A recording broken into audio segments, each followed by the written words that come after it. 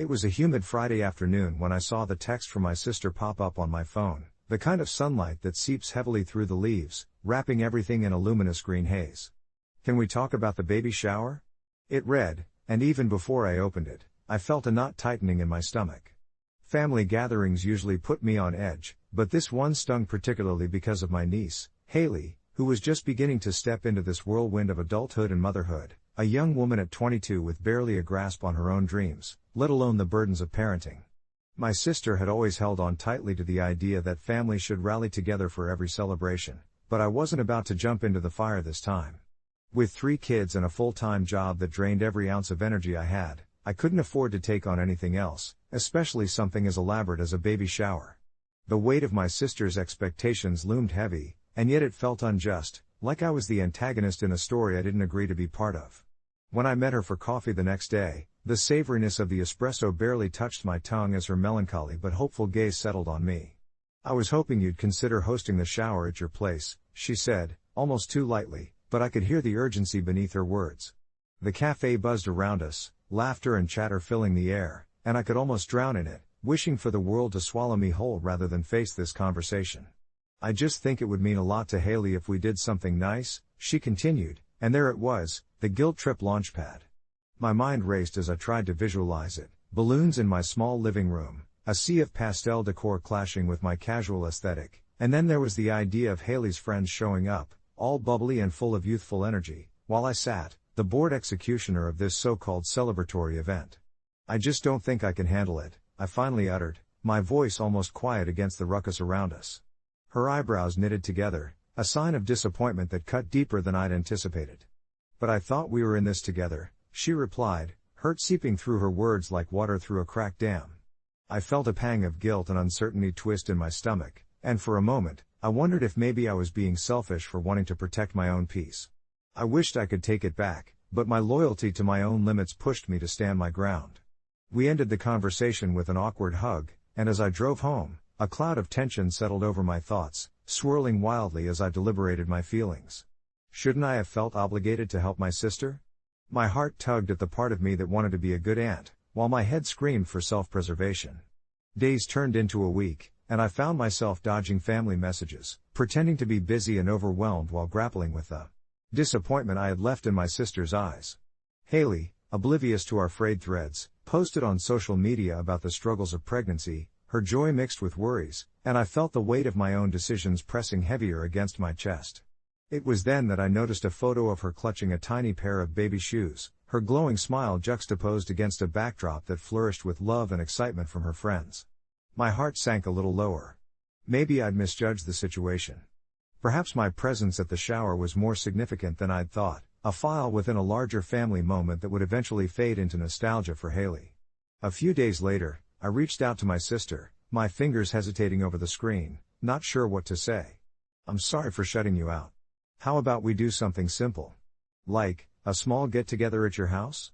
The reply came almost instantly, her joy a visible burst through the digital barrier. "I'd love that. We can make it work." Having said yes to a smaller version of the event felt like a burden lifted, the knot in my chest loosening a fraction, but I was still met with trepidation about the whole ordeal. As the day approached, I helped my sister prepare rather than overstretch myself, creating an intimate environment that felt fitting for the occasion, welcoming just a handful of people. The atmosphere shifted, the gathering was infused with laughter and light conversation, a gentle pace that allowed us to relish in small moments. When I finally embraced Haley, her eyes shining as she expressed her gratitude, something softened within me. It wasn't about the big lavish events or the effort that one apparently had to offer. Instead, it was about the connections we fostered amid chaos, the memories formed beneath the laughter and subtle glances. I left the shower that evening feeling lighter, having found joy in the simplicity of family bonding, realizing I wasn't the antagonist I had assumed. As life continues to unfold, I wonder about the many roles we play and the weight of our choices, ultimately discovering that sometimes, being present is the greatest gift we can offer. Update: a couple of months after the shower, I received a text from Haley. "You were the best aunt. I'll need you by my side when the baby arrives." True to the nature of life, my anxieties began to bubble beneath my skin again. I could feel the knot forming once more. However, this time, there was a different spark of excitement laced through the worries. Perhaps my growth lay not just in learning about hosting, perhaps, It was also about embracing the beautiful chaos ahead of us as a family, and that in itself felt like offering a profound love, even if chaos threatened to overtake it. The weeks that followed were a whirlwind of preparation and adjustments. I found myself caught somewhere between the anticipation of Haley's arrival and the heavy weight of my self-doubt. Each time I picked up my phone to message her, I hesitated, fingers hovering over the screen as I replayed our past interactions in my mind. What would she think if I voiced my fears? What if my honesty discouraged her? It was a strange dance I found myself doing, where I wanted to be supportive but feared I might come off as inadequate, as if my very presence might overshadow her joy. Every time I thought about the baby shower, the knot in my stomach tightened just a bit more. I'd spent hours Googling cute party themes and sculpting perfect Pinterest boards, wanting to give Haley the celebration she deserved, but a part of me still flinched at the thought of it. Despite the excitement in her texts, I couldn't shake the feeling that I was stepping on shaky ground, teetering between wanting to be the best I could be and worrying I might inadvertently ruin the day. One Saturday morning, after a particularly vivid dream about not showing up at her shower and Haley's disappointed face haunting me throughout the day, I decided to dive headfirst into planning mode.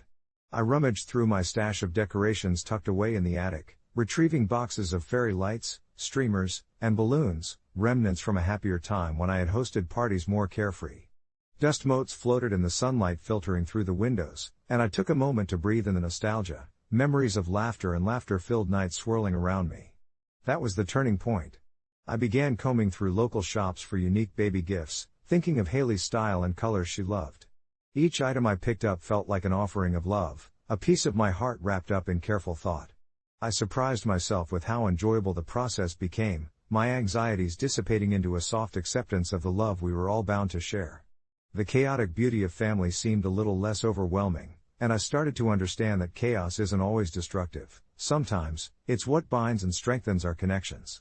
The day of the shower arrived with sunlight draping the living room in golden warmth. Family and friends crowded in, filling the space with laughter and the sweet scent of baked goods. I took a deep breath, and for the first time, I felt a wave of contentment wash over me. As Haley walked in, her glow eclipsing everything else, I couldn't help but smile. She looked radiant, and her happiness became infectious, pulling me from my anxious shell. We embraced tightly, and I whispered, "Let's just have fun." As the shower progressed, I busied myself ensuring everyone was enjoying themselves, but I kept a close eye on Haley.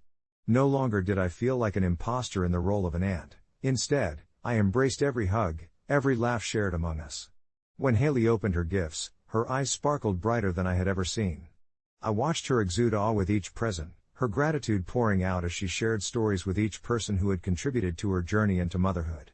That connection, that emotional exchange, was the heart of the chaos, the undercurrent that nurtured each moment we spent together. As the sun began to dip below the horizon, painting the sky with shades of purple and gold, I felt a content sigh escape my lips. I had not only helped organize a memorable day, I had also rekindled my sense of belonging within the family, reconnecting me with an identity I had almost neglected. Haley caught my gaze and, with a beaming smile, whispered, "Thank you for everything." In that moment, all my previous doubts seemed to evaporate, replaced by the warmth of our bond. In the weeks that followed Haley's shower, I embraced our family's evolving dynamics. I found joy in little things, like evening phone calls filled with baby name brainstorming and sharing in her cravings. Each conversation brought me closer to that little being who hadn't even arrived yet but already held such a special place in our hearts. As Haley eventually entered motherhood, the beautiful chaos I had once feared became a familiar dance of endless affection and unexpected moments. I wasn't just her aunt anymore, I was an active participant in her life and her child's, relishing the highs and comforting her through the lows. One evening, a few months after the shower, I laid in bed reflecting on my journey, tapping my fingers gently against my pillow. The knot that had once felt so constrictive was now just a gentle reminder of my growth. Perhaps being an aunt wasn't about perfection but about presence, sharing laughter, standing in support, and never shying away from the beautifully tangled web that is family. And as I drifted off to sleep that night, I left behind all doubts, embracing an open heart for whatever lovely chaos would come next, welcoming the new chapters that awaited us all. As the weeks rolled on, I found myself swept up in a rhythm, one that intertwined the mundane with the miraculous, the simple moments with the monumental milestones of Haley's pregnancy. I remember a particular afternoon when I stopped by her place to drop off some groceries. The spring sun poured in through the kitchen window, casting a warm glow over everything, and I was immediately struck by how vibrant she looked. Her pregnancy was sculpting her, transforming her into an even more radiant version of the girl I once watched dream of starting her own family. We sat at her small, round table over steaming cups of herbal tea, each sip grounding me more into this new, familial role I was learning to embrace. With every chat we shared, small ripples of vulnerability merged with laughter, weaving an intricate tapestry of connection that brought us even closer. Haley, with her wide, expressive eyes, would recount her fears about motherhood, the worry lines settling more frequently on her brow as her due date approached. I listened intently, nodding in recognition of the depth of her feelings, echoing my own reflections of inadequacy that had bubbled over. During the shower planning, it made me realize how much our experiences, though different, had a common thread woven by love, expectations, and a hint of self-doubt. One particularly rainy evening, as I scrolled through social media, I came across a post from my sister announcing that they had decided to throw a welcome home party for little Charlie, Haley's baby. The planning began shortly after, turning into a flurry of messages and ideas bouncing back and forth among our family group chat. It struck me then how exhilarating it was to actually be involved, to step out of my old self-doubt and dive into this new role of active participant in our shared family rituals. I volunteered to handle decorations, recalling my knack for arranging flowers and crafting small centerpieces that felt meaningful. The excitement of collaboration sparkled in our exchanges, and for the first time, I felt a sense of belonging in the chaos. As the day of the party approached, I became wrapped up in a flurry of creativity. I remember waking up at dawn, with birds chirping outside my window, my mind already racing with ideas. I gathered twinkling fairy lights, soft pastels of streamers, and, of course, a small burst of blooms that I'd hand-picked from a nearby farmer's market. The actual day finally arrived, filled with laughter, chatter, and the lure of sweet baby scents wafting through the air. I could feel an unmistakable blend of joy and vulnerability wrapping the room in warmth.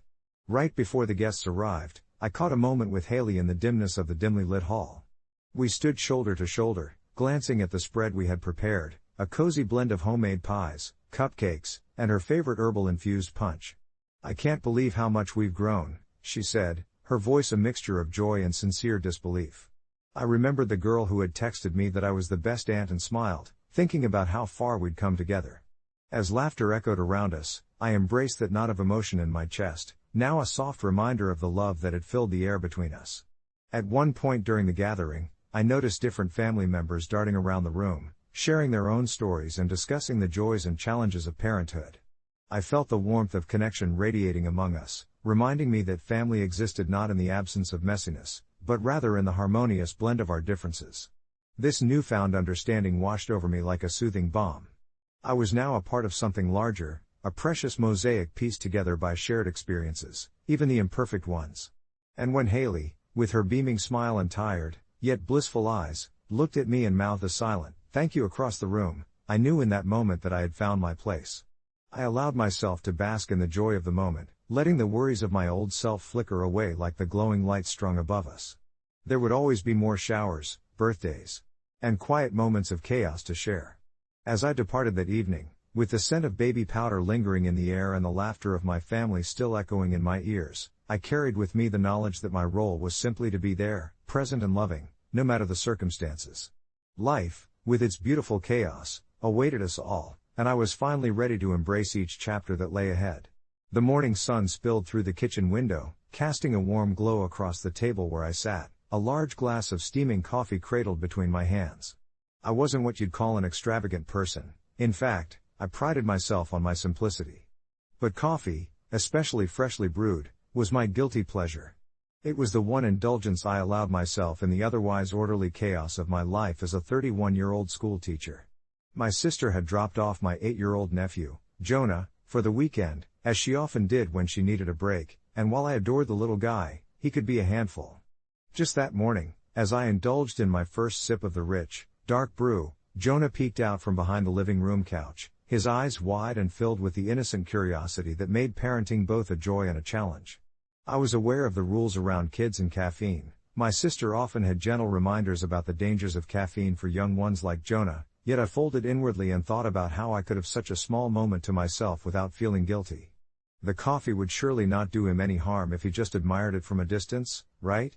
So there I sat, savoring that warmth, allowing myself to enjoy a moment of solitude amidst the weekend's planned chaos.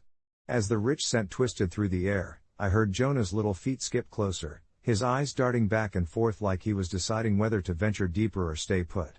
"Aunt Mia, can I have some?" he asked, and I froze for a moment, the notion of sharing my coffee appalling yet amusing at the same time. Jonah, with his chocolate brown curls and cherubic face, gave me that hopeful gaze, and in that moment I felt the tug of decision weighing on my heart. On one hand, I wanted to tell him no, a responsible adult's instinct kicking in, fearing the rush that could send him bouncing off the walls and ruin our calm Saturday morning. But on the other hand, there was a certain sweetness and nostalgia tethered to my own childhood memories of adult behavior, a notion that adults had a magical drink that captivated and contented them. Just a little sip, I finally relented, pouring a single, cautious teaspoon into a small cup, the aroma rich and inviting. I watched as he took the cup in both hands, lifting it to his lips with a serious focus, and for a brief moment, I felt a sense of triumph, as if I had shared one of my cherished rituals with him, bonding beyond the usual aunt-nephew facade. But that triumph was overshadowed by a growing weight of doubt when Jonah made a grimace that could only be described as a mixture of confusion and alarm, his little face scrunching up as he choked on the unexpected bitterness. "Ew. That's gross," he exclaimed, immediately setting the cup down, and in that moment, I felt my heart sink. Embarrassment washed over me like a wave. Had I really just given my nephew coffee? What was I thinking? Guilt settled uncomfortably in my stomach, reminding me of the rules I had so carelessly brushed aside. Jonah's response echoed in my mind. The fun I thought we might have shared from the experience felt distant now, clouded by the undeniable responsibility that lay heavy upon me as an adult figure in his life. The thought that I might have clouded our weekend with repercussions played out in my head like an unexpected horror show, and my heartbeat quickened with the fear of needing to explain myself to my sister. Later that day, my worst fear was realized when Jonah casually mentioned our little coffee episode during dinner, and his mother's eyes flickered with a mix of surprise and concern. "Mia," she said, her voice carefully measured, "I thought we talked about this. What were you thinking?" It wasn't an accusatory tone, merely an acknowledgement of the boundaries we navigate to keep our kids safe, but it cut deeper than I expected. I introduced tension into a lively Saturday dinner, and guilt washed over me anew as I tried to defend my actions, explaining my reasoning, but it felt flimsy even to my own ears. The words stumbled out. Maybe I had been foolish, seeking to connect through something that, in hindsight, was never meant to be shared. I could feel my heart racing, the apprehensive air pooling around us in palpable silence as my sister measured her next words carefully. After the initial tension faded, the conversation softened, allowing me a moment of reflection. They say being a parent is full of mistakes, and I had just stumbled into mine, with a mere glass of coffee. Nevertheless, I was determined to learn from it, to be mindful of the small pleasures that should remain mine alone, while still being the aunt who brought joy. I wrapped up the evening by redirecting our focus to the cookies we made together earlier that day. It felt good to laugh and create new memories. As I put Jonah to bed that night, he clung to the memories of cookies and stories, the earlier incident slipping into the backdrop of laughter as if it had never happened. I tucked him in, kissed his forehead, and whispered an unspoken promise to myself that I would let the adults indulge, share the experience, yet hold to the boundaries that protected the innocence still residing in young hearts. A few weeks passed before I felt the urge to update on the timing of our coffee incident, one night after a large family gathering. Jonah, unwittingly overheard commenting to his mother about wanting to try coffee again when he grew up, brought an unexpected smile, tinged with regret, to my face. My sister looked at me with that knowing smile, a mix of affection and teasing that told me she understood I was learning from this, an aunt who cared deeply, yet found herself navigating the sometimes tumultuous waters of an alternative relationship. "Maybe just wait a few years, huh?" She would chuckle softly, and I could only nod, feeling a warm embrace of acceptance around the gentle, growing bond with my nephew that promised many more adventures to come, coffee aside. As the sun began to set, painting the sky with strokes of orange and purple, I leaned back against the worn-out couch of my sister's living room, enveloped in a comfort that was both nostalgic and suffocating. The laughter of my nephew, Lucas, still echoed in my ears, a melody of youthful innocence and wonder that reminded me of everything I cherished in our relationship. It was the first time I had seriously considered how my choices, even the seemingly trivial ones, might affect him. I thought of our earlier conversation, where his curious eyes had sparked with excitement at the thought of coffee, something I had once so eagerly introduced into my own life, imagining the day I could share it with him. A part of me felt a pang of guilt for sipping my steaming mug so casually, hardly second-guessing those age-old debates surrounding caffeine and childhood. My sister had always been the more conscientious parent, the one who would often reel me in from my more impulsive decisions. In many ways, I admired her for it. Even now, as she washed the dishes in her own rhythmic, calming manner, I could see her glancing back over her shoulder, her smile a testament to our unfinished conversations, as if gauging my mind state. "Want to help me with this?" she called out, gesturing to a pile of colorful plates glinting in the fading light, her voice a soft invitation. I stood, shaking off the remnants of self-reflection, and joined her in the kitchen. As we washed and dried, our chatter turned playful, bouncing between memories of our childhood and plans for the future. The scent of the lingering dinner wafted around us like a warm blanket, the comforting aroma of roasted chicken mingling with ginger and garlic, creating a homey atmosphere that only deepened our familial bond. It was in these moments that I truly felt the depth of my connection to her and to Lucas, with every shared laugh acting as a thread weaving us tighter together. Yet, the earlier discussion about coffee pooled in my thoughts, not dissipating but rather growing denser, revealing uncharted waters in my role as an aunt. Should I really wait for him? Should I not? I realized that it wasn't about the coffee at all, it was about modeling a relationship with choices, understanding, and ultimately, moderation. Would that cup of coffee, once presented to him, symbolize a moment of bonding, or could it come to represent something he may someday even struggle with in his own life? And what if my apparent acceptance of it pushed him to seek out experiences too soon? It was a delicate dance of influence, one that weighed heavily on my heart. By the time we finished cleaning up, the stars began to peek through the darkened sky, twinkling like distant thoughts of dreams yet to come. I turned to Lucas, who had taken up residence in the corner of the living room with a pile of Lego bricks that sparkled in every color imaginable, erupting into a miniature metropolis. His concentration was captivating, his little tongue peeked out in concentrated determination as he clicked two pieces together, forming something only he could see. I crouched beside him, resting my elbows on my knees, torn between wanting to acknowledge our previous conversation and wanting to admire his creations without intruding. "What are you building?" I asked, genuinely intrigued. He paused for a moment, glanced at me, and in his innocent wisdom replied, "A cafe. You can have coffee there, and I'll have lemonade. Maybe after we finish building, we can have a pretend coffee party." That beautiful blend of imagination and earnestness brightened my heart. His words shifted my perspective entirely. Instead of thinking about coffee as a potential source of conflict, I started to envision it like this magical centerpiece of an adventure, one where we could share not just drinks but laughter, stories, and dreams. There in that moment, understanding blossomed. Perhaps it wasn't about the right age for coffee but rather about creating safe spaces for experimentation and growth, together. I leaned in closer. "That sounds perfect, buddy. But let's keep the lemonade flowing first, maybe?" We both laughed, and I could feel the weight of uncertainty slipping from my shoulders like a fading shadow. Hours passed in what felt like mere moments, the cafe of imagination taking shape before us. Our pretended coffee party blossomed into a storyline unexpected yet wholly refreshing. In that playful creation, I found myself as not just an aunt but also a partner in adventure, letting go of predetermined answers and embracing openness instead. It was less about right or wrong, AITA labels, and more about connection, heart, and all the memories waiting to be made. As I tucked Lucas into bed later that night, he yawned widely, sleep creeping onto him like a gentle tide. I kissed his forehead and whispered goodnight, my heart swelling with the promise of more moments to come, both real and imagined. The warm embrace of family and joyous curiosity would forever be the backdrop to our memories, and while my inclination towards creating boundaries would always linger, I now saw clearly that love, laughter, and a big glass of playful imagination was more than enough to guide us forward.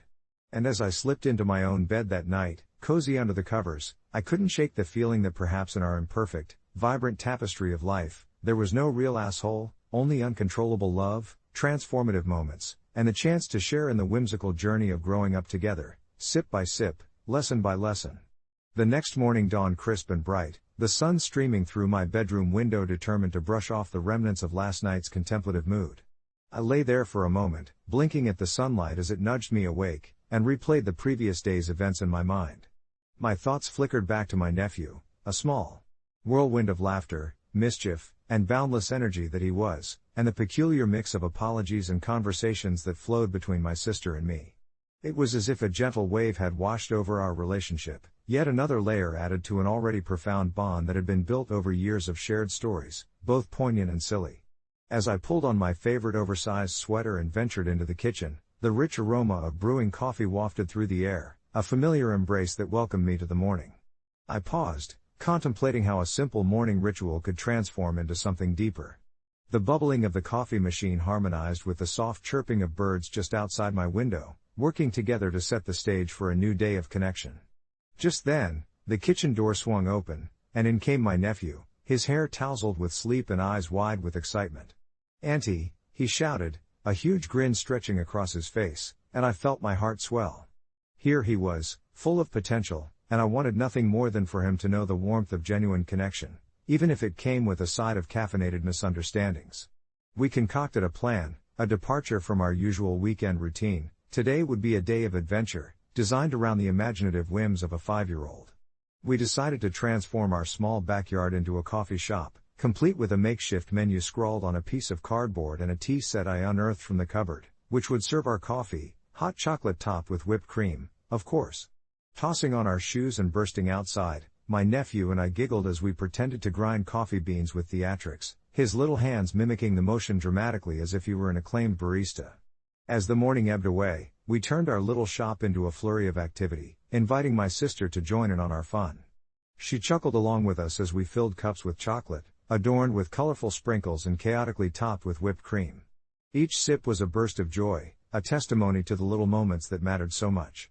We served imaginary customers, took requests, and my nephew delighted in pretending to be the chief server, wearing a makeshift apron that hung like a shroud around his narrow shoulders. But amidst the laughter, I couldn't shake the thought of how easily miscommunication could stir waves of unease and overreaction, a whisper of anxiety tugging at the corners of my contentment. I watched him, absorbed in the make-believe world we created, and I realized that every moment we spent together was a lesson in understanding, his innocence reminding me of the joy and simplicity, yet also teaching me about nuances, about flaws and acceptance. If we could turn something as trivial as a glass of coffee into a heartfelt conversation about boundaries and love, then surely, we could navigate the complexities of our relationship with grace. As the sun dipped lower in the sky, casting a golden hue over our backyard makeshift cafe, I felt a wave of conclusion wash over me. Our day had unfolded organically, each moment rich with laughter and genuine connection, reinforcing the idea that there are no real assholes in this journey, just individuals growing, learning, and sometimes misstepping. I looked at my sister, who caught my eye from where she sat, a knowing smile on her lips. We shared a silent agreement: we were navigating this beautifully complicated realm of family, side by side. That evening, as the stars began to twinkle overhead, I tucked my nephew in, sharing stories from my own childhood, the ones that inspired the creation of our backyard cafe. He listened intently, his eyelids drooping as a peaceful smile graced his lips. As I kissed him goodnight, a rush of hope filled my chest. This was only the beginning. We would continue to create, to explore, and to understand one another, sip by sip, lesson by lesson, growing together in the radiant tapestry of life. And who knew? Perhaps I'd bring a larger, warmer kind of coffee into our cafe the next time, but for now, this evening was perfect just as it was. It's funny how life can seem so normal one minute and then unravel completely the next. I remember sitting in my living room, maybe a week into the lockdown, the weight of the world pressing down on my shoulders like I was being buried alive. My name is Sam, and I had always been the type of person who thrived on routine, working from home when I was given the chance, taking my daily strolls to the coffee shop just 2 blocks away, and settling into my cozy chair every evening to read or binge watch whatever captivating show I could find. The silence that enveloped my neighborhood during those first few days of the COVID lockdown felt almost foreign. It was like the world had pressed pause on the very fabric of our lives, and what should have been a simple moment of quiet turned into an unsettling void that echoed in my chest. My phone buzzed incessantly with news updates, family group chats, and the occasional Zoom invitation, further drawing me into a vortex of uncertainty, but I didn't want to join those calls. I didn't want to see smiling faces that felt haunted by the anxiety we all shared. What was meant to be a temporary setback had soon launched me into what felt like a living nightmare, my isolation only deepening as the days rolled into weeks. But as the months passed, I slowly began to adapt to this strange new reality. I started sharing my thoughts on Reddit, joining various communities to find solace among strangers, pouring out my feelings about the lockdowns, and sharing my experiences of loneliness and frustration. That's where I met Lucy, someone who felt equally lost and bewildered by it all. She lived several states away, her life similarly altered. Our conversations drifted from light banter to deeper reflections about loss and hope. Sharing snippets of our daily lives became our safe haven. She talked about her love for painting and the vibrant colors that often eluded her during the lockdowns, while I found comfort in her words and began putting my thoughts onto paper. What had started as a way to escape turned into a blossoming friendship. We began video chatting nightly, our laughter filling what had once been an empty void. The refracted sunlight streaming through my window as I sat on the floor with my laptop felt warm. It illuminated not only my space but also the corners of my heart that had dimmed. I had not anticipated feeling this connection during a time rife with uncertainty. Yet, as time marched on, I found myself wrestling with something I hadn't expected, the weight of a burgeoning affection for Lucy. It was undeniable, and with every shared late-night confession, my heart ached with the gravity of feelings unspoken. Would revealing my feelings jeopardize the solace we'd built together? The internal conflict tugged at my mind incessantly. I didn't want to ruin the one thing that had brought color back into my life, and still, I longed to tell her just how much she meant to me. One evening, as we talked about the future and the world reopening, I felt the courage swell within me like the tides swelling under the moonlight. In a raw moment of honesty, I confessed my feelings and admitted the delicate dance of hope that had taken hold of my heart. To my relief, she was quiet for a moment, and then smiled, her eyes sparkling with the very same vulnerability. It turned out she had felt the spark too, unsure how to voice it amid the chaos surrounding us. As the lockdowns began to lift and the world cautiously re-emerged from the shadows, so did our friendship blossom into something more profound. We planned to meet, finally collapsing the distance that had once kept us apart. That day arrived, the sun shining brightly in stark contrast to the rain clouds of the past year, and I remember pacing nervously in a small park where we agreed to meet. When I saw her walking toward me, there was an electrifying jolt in the air as if time had paused for just a moment. The laughter and love we had built from screens now resonated through the rustling of leaves and the soft chirping of birds around us. The discussions that spanned evenings and wrapped around our hearts became rich conversations in person, and in those quiet moments, I realized how much I had yearned for human connection. We embraced, and it felt as if I was breathing life for the first time after gasping for air. Reflecting now, it's surreal to think about how COVID was a catalyst, a strange and terrifying tragedy that somehow led me to Lucy, who now stands by my side as we navigate this post-lockdown era together. Life shifted dramatically during those months, and when I envision that time, I think of more than just isolation. I think of finding love, rediscovering passion and creativity, and rekindling the simple joys like the warmth of laughter. And to answer that imagined question in 25 years about life during the lockdown, I'll say it was during those dark days that I found the light in unexpected places, and, more importantly, within myself, igniting a flame that continues to burn, reminding me that even the darkest of nights can lead to a brilliant dawn. Update: a few months later, Lucy and I are doing well together, our bond stronger than ever. We've even started collaborating on some artistic projects, blending her painting with my writing, and it feels incredible to work side by side, creating new worlds together. As the world around us seems to find its rhythm again, I remain ever grateful for the quiet moments that led me to this exhilarating chapter of life, and I often remind myself that sometimes, amidst chaos, you can stumble into something beautiful and unexpected. As I sit here in the soft morning light filtering through our cluttered studio, I can't help but reflect on how far we've come since those uncertain days of lockdown. The space is filled with the heady scent of paint and freshly brewed coffee, a mixture that feels like home now, and it's easy to forget that just a few months ago, even stepping outside felt like a gamble.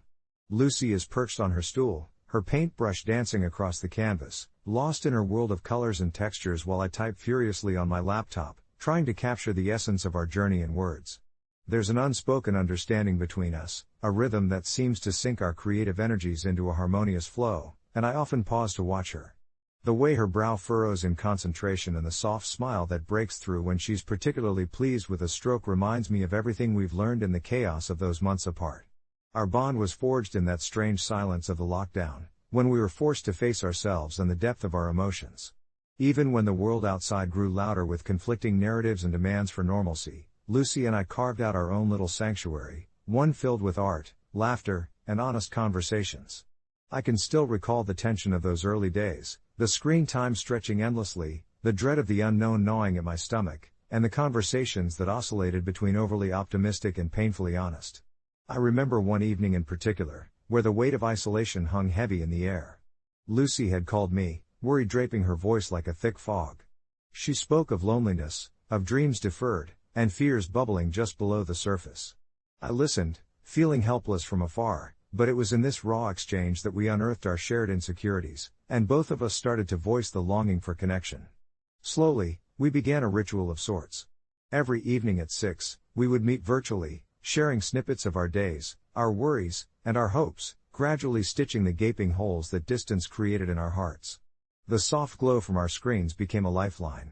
Over time, conversations turned into creative exchanges, and before I knew it, we were nurturing something that went beyond friendship. The moment we decided to collaborate, it felt like a blossoming flower, effortlessly unfolding, revealing colors and patterns we never knew existed. Once we began blending our arts, her vibrant, swirling colors complementing my stories that danced with emotion, we uncovered a new facet of our relationship.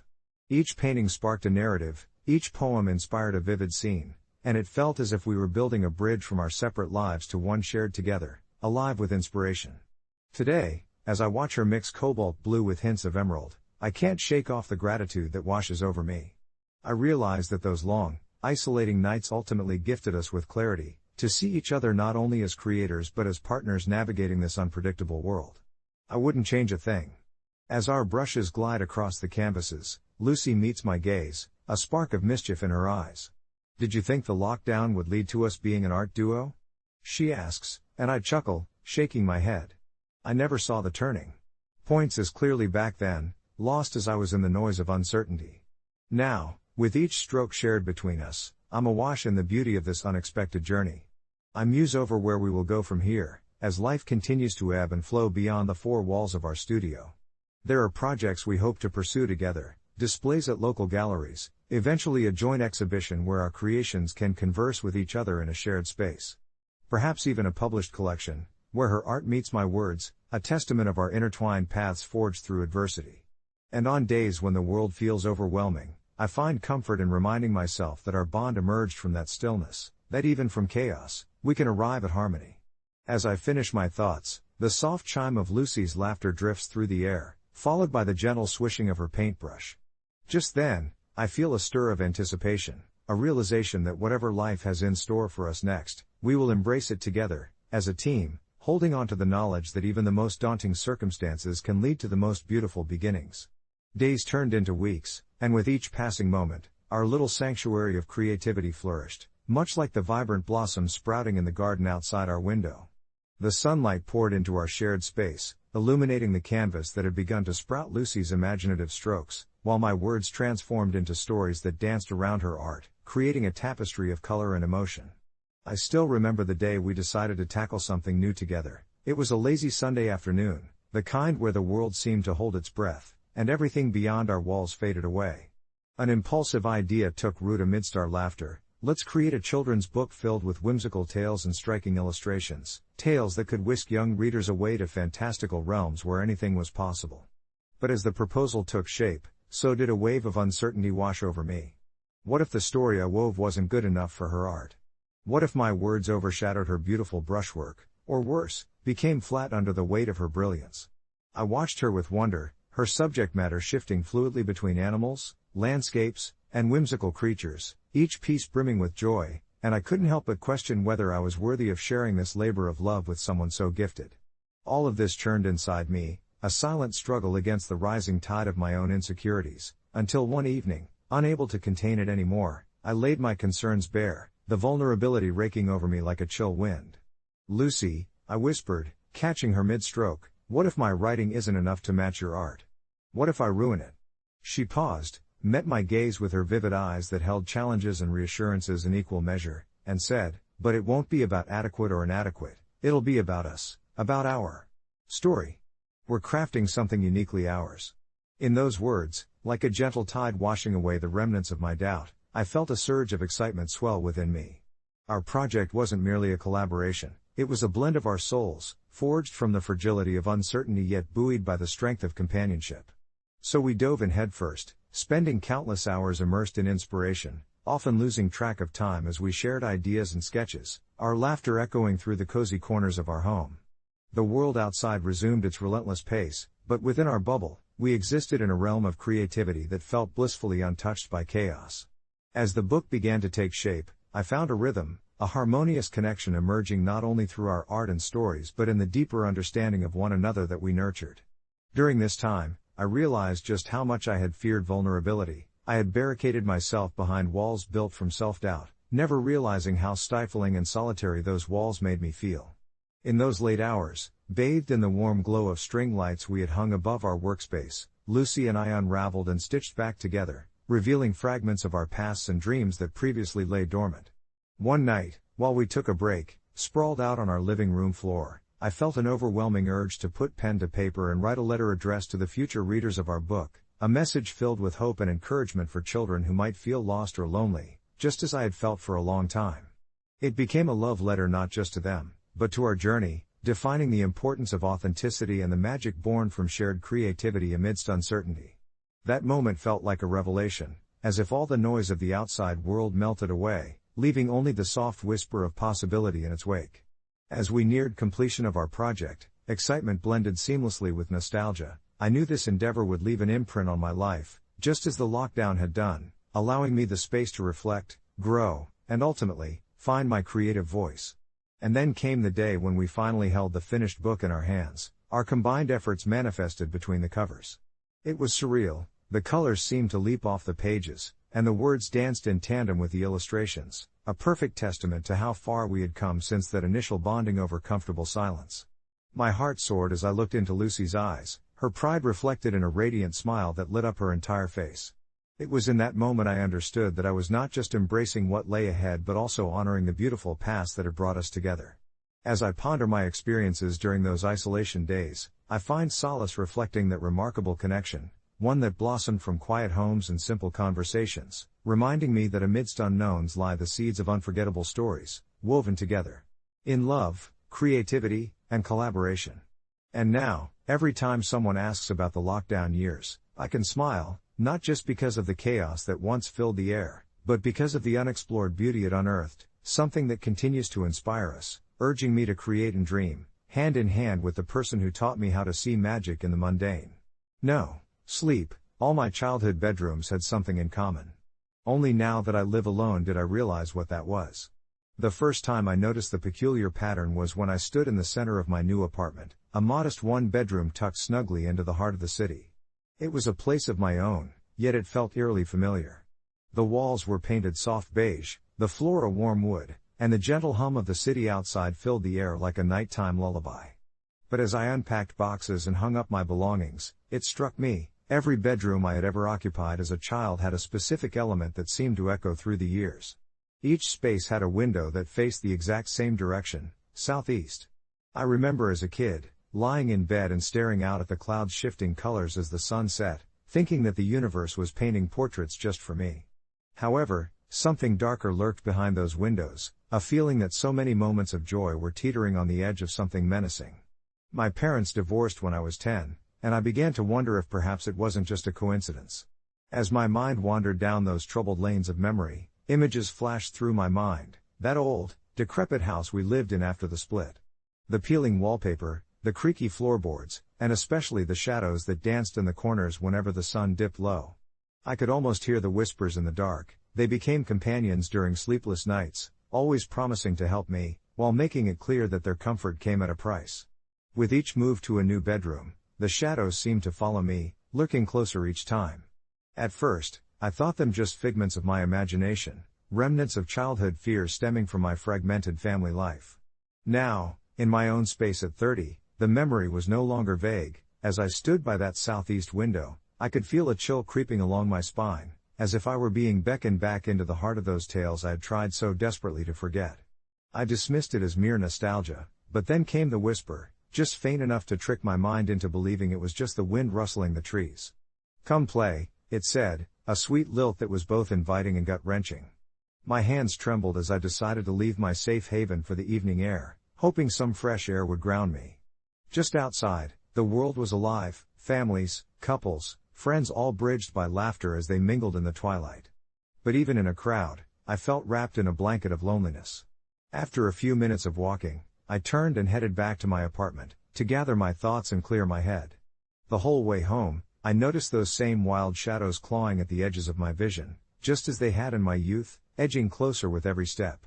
Upon entering my small space, the silence suffocated me, every creak of the floorboards echoing in a way that made me feel less alone yet completely abandoned. I walked over to the window, the familiarity wrapping itself around me like an old coat, and realized that I was still that lonely child, trying to make sense of the world while seeking solace in forgotten corners. In an impulsive act, I decided to pull the curtain wide open, letting the moonlight spill into the room. To my shock, my heart raced at a sudden movement outside. The shadows, once whispers in the corners, pooled just beneath the window in unearthly shapes, tantalizing me with nostalgia and secrets I had long ignored. My pulse quickened, and I thought of all the times I had ignored the signs throughout my life, closing the doors on thoughts that summoned dread but also hinted at discovery. In that moment, I felt at the precipice of something monumental, a challenge to confront my past rather than flee from it. But instead of fear, I felt liberating curiosity, inviting those mysteries back into my heart. I placed a hand over the glass, feeling that odd mix of warmth and chill as I whispered softly, "What do you want from me?" The response was a gentle swell, the shadows dancing closer as if inviting me to join them. Here I was, finally ready to embrace all that I had avoided for years. About a week later, as I still sat enveloped by those night whispers, I caught a glimpse of a memory, a dream I used to have of running through an endless field, with children playing and laughing without a care. Those memories shifted like sand in an hourglass, forming new shapes in my mind.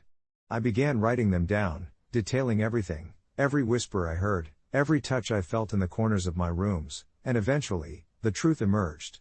Those shadows, which had once loomed over me as dark memories, were reminders of a childhood filled with magic. I had hidden from my feelings for far too long, but now, I was ready to turn every belief I held about my past upside down.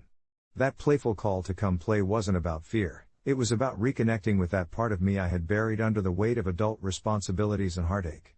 The closer the shadows danced, the more I saw them as potential and promise rather than threats. And like any good story, the shadows remained ever present, threading the past with my future, allowing me to weave together a narrative that made sense at last.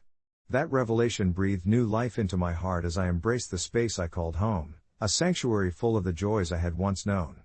Yet, as I finally snuffed out the light late one night, I felt a stir of energy, a soft rustling brushed against my skin.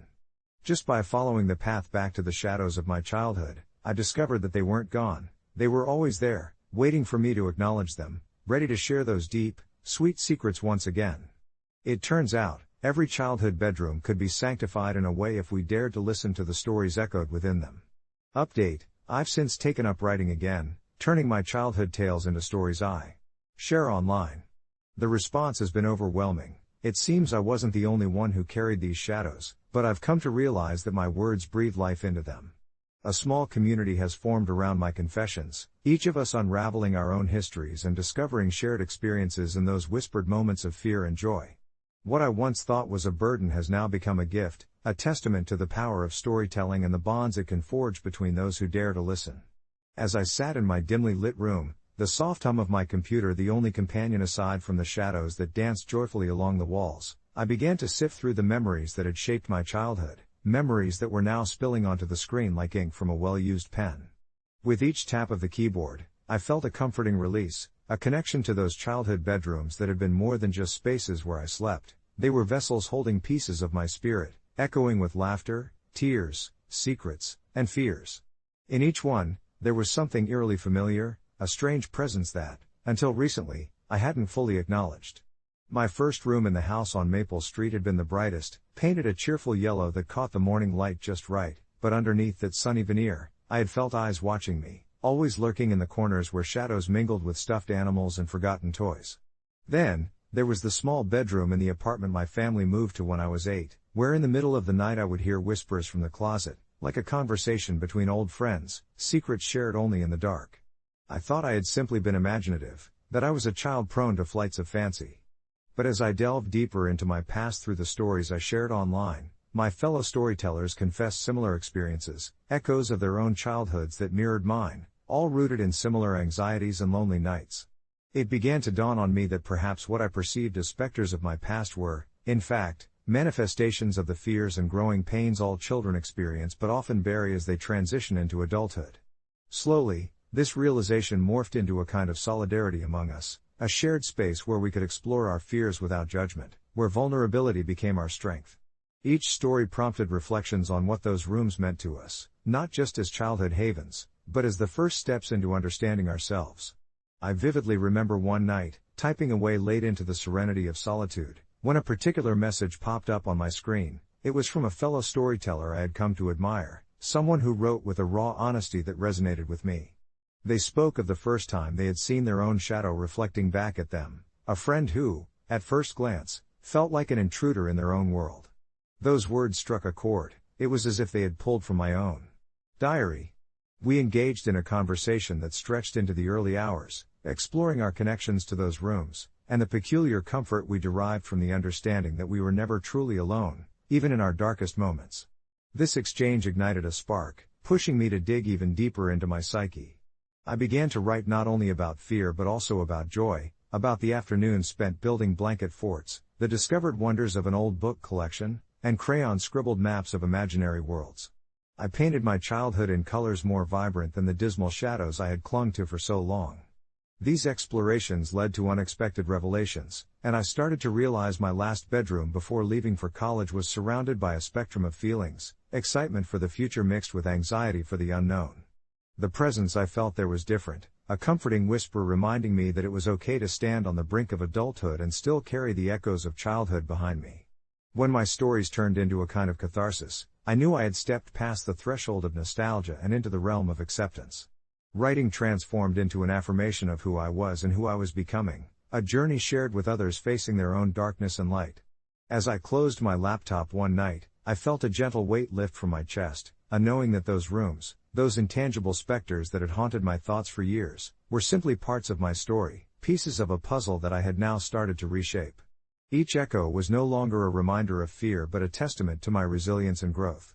I felt empowered, not just for myself, but for others who found solace in our shared experiences. It was in this space, I realized, that the shadows didn't just watch, they listened, and with every word we shared, we grew a little lighter, a little braver, and a little more human. I wouldn't trade this journey for anything, and perhaps what I had once feared was not about what watched me, but about what I could accomplish when I allowed my story to take flight, merging memory with creativity, and uncovering the beauty that lived beneath the surface. And as the world outside grew darker, I felt a comforting glow radiating from within, reminding me that perhaps, in every bedroom, past, present, and future, there lives a piece of me, a part of my journey that is always worth sharing. With each tale I wove, I found myself diving deeper into the shadows of my past, peeling back layers I had long buried under a facade of normalcy and routine. I reminisced about the tiny rooms that housed my childhood dreams, the way the yellow wallpaper in my first bedroom seemed to sigh in relief whenever I would tell stories to the pastel stuffed animals that adorned my bed. I would drape my childhood fears over those walls, and in return, they whispered back with every creak of the floorboards and soft rustle of the curtains.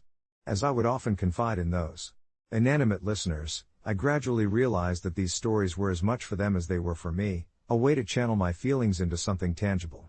Yet, as an adult, I often felt cut off from that magical space where imagination thrived, especially when overwhelmed by life's relentless grind.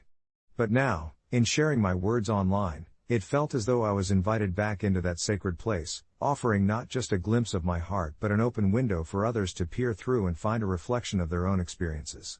Each post sparked a flurry of comments, confessions from strangers who echoed my childhood fears, narrating their own encounters with flickering shadows and lingering feelings that refused to be silenced. Sometimes they were lighthearted, and sometimes they struck chords that reverberated deep within, each interaction nurturing a community that felt like magic, a comfort I'd long sought. One night, as I sat under the soft light of my desk lamp, tapping away with eager fingers, I came across someone who stood out among the rest, someone named Eli. Eli shared that he lived alone in a small studio apartment, much like mine, and like me, had begun to feel haunted by the echoes of his childhood bedrooms. He spoke of how he had a relentless cycle of dreams, the same dream where he was a child again, lost in his old house, searching for something he could never grasp. His dreams always left him feeling hollow in the morning, soaked in a longing he couldn't articulate. I felt an immediate bond with him. His vulnerability resonated with my own hidden struggles. Without hesitation, I replied, fumbling for the right words to let him know he wasn't alone in this surreal experience. The conversation blossomed, with late-night exchanges that turned into shared late-night writing sessions. We grew closer, our narratives intertwining like vines climbing a forgotten wall, feeding each other's flames of creativity while pulling back the curtain of despair together. But it was one Saturday, while we were video chatting, that Eli revealed something that would change everything. With a trembling voice, he asked if I had ever felt a palpable presence in my childhood homes, something that felt as alive as the stories we shared. I paused, recalling late nights spent laying wide-eyed under the covers, where I felt I was not truly alone, a comforting presence lying just beyond the threshold between sleep and waking. A shiver cascaded through me as I said, yes, watching the flicker of recognition spark in his eyes. He confessed that his dreams often felt less like nightmares and more like invitations, urging him to return to the house he grew up in, a space laden with secrets and whispers. We shared stories of our childhood rooms, Eli's walls plastered with the praises of his ever-watchful parents, mine holding the scars of the imaginary beasts that lurked just out of sight. That night, a thought lingered in the back of my mind, and it took root. The more we talked, I had considered visiting my childhood home, hoping to illuminate the dark corners, not just to confront what lay concealed there, but to embrace the memories I had long deemed burdensome. As I floated the idea to Eli, I was surprised by how fervently he urged me to do so. What if, he said, there's something there waiting for you? Something that could provide answers? After a long drive filled with uncertainty, I arrived beneath the familiar roof that once enveloped my childhood with love and dread. Darkness had settled into the night, casting a thick, oppressive air over the house. Each creak of the wooden floor was a reminder of the secrets it had held for decades. I walked into my old room, small, anachronistic, but powerful in its ability to resonate with the echoes of old laughter and sadness. I spoke aloud, recalling memories with the fervor of someone yearning for connection, thanking the walls for housing my dreams and fears. It was then that I felt a warmth, a flicker in the air, and as I closed my eyes, images flooded my thoughts, moments stitched together in a vibrant tapestry of joy, and a few dark threads of shadowed apprehension. But what struck me most was not the fear, but rather the love I felt for that sacred space, and for every version of myself that had passed through it. I closed my eyes, embracing the poignant tranquility that blanketed the room, and allowed myself to remember the promise I made long ago. I would not let fear constrict my voice. When I opened my eyes again, tears brimming with both sorrow and gratitude flowed down my cheeks. Standing there, I understood that in confronting my past, each bedroom and each story, I had reclaimed my narrative. As I returned to my apartment, fortified by this experience, I sensed the presence of something greater, a palpable connection not just to my own story, but to Eli and our blossoming community, a space where we all chose to share the dreams, fears, and beauty of our pasts. And as I sat to write that night, the glow from my desk lamp a soothing reminder of the warmth we all craved, I knew that every story shared only expanded the reach of our collective imagination. My past wouldn't confine me, it would nourish my creative spirit, urging me to dance with shadows and find the light, to remind all who listen that together we could illuminate the darkness, painting a bridge from our childhoods to the present, a bridge wrapped in the threads of storytelling, making us a little lighter, a little braver, and forever connected. It all began one breezy afternoon, the golden light softly washing over my living room as I contemplated the simple yet profound rules that shaped my family dynamics, rules I had never quite realized would lead me down a rabbit hole of conflict and introspection. I had always treasured the close bond we had with my mother, a relationship built on love, memories, and the occasional clash of strong wills. But one evening, as my 8-year-old daughter, Alice, casually referred to my mother as honey during dinner, I felt a jolt, a dislocation of sorts within my heart. To most, this would seem harmless, a term of endearment seamlessly woven into the fabric of family life. To me, however, it opened a floodgate of unresolved emotions.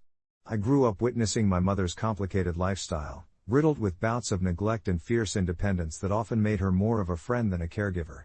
I never questioned the absence of authority in her role, and yet, hearing Alice call her honey felt like an invitation to intimacy that my mother had not earned, a privilege I feared she would abuse.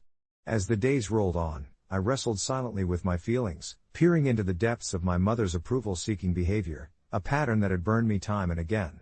I decided it was time to set boundaries that would shield my children from the unpredictability of her affection, and so I told Alice, "Sweetheart, it's not okay to call Grandma honey." Her name is Grandma.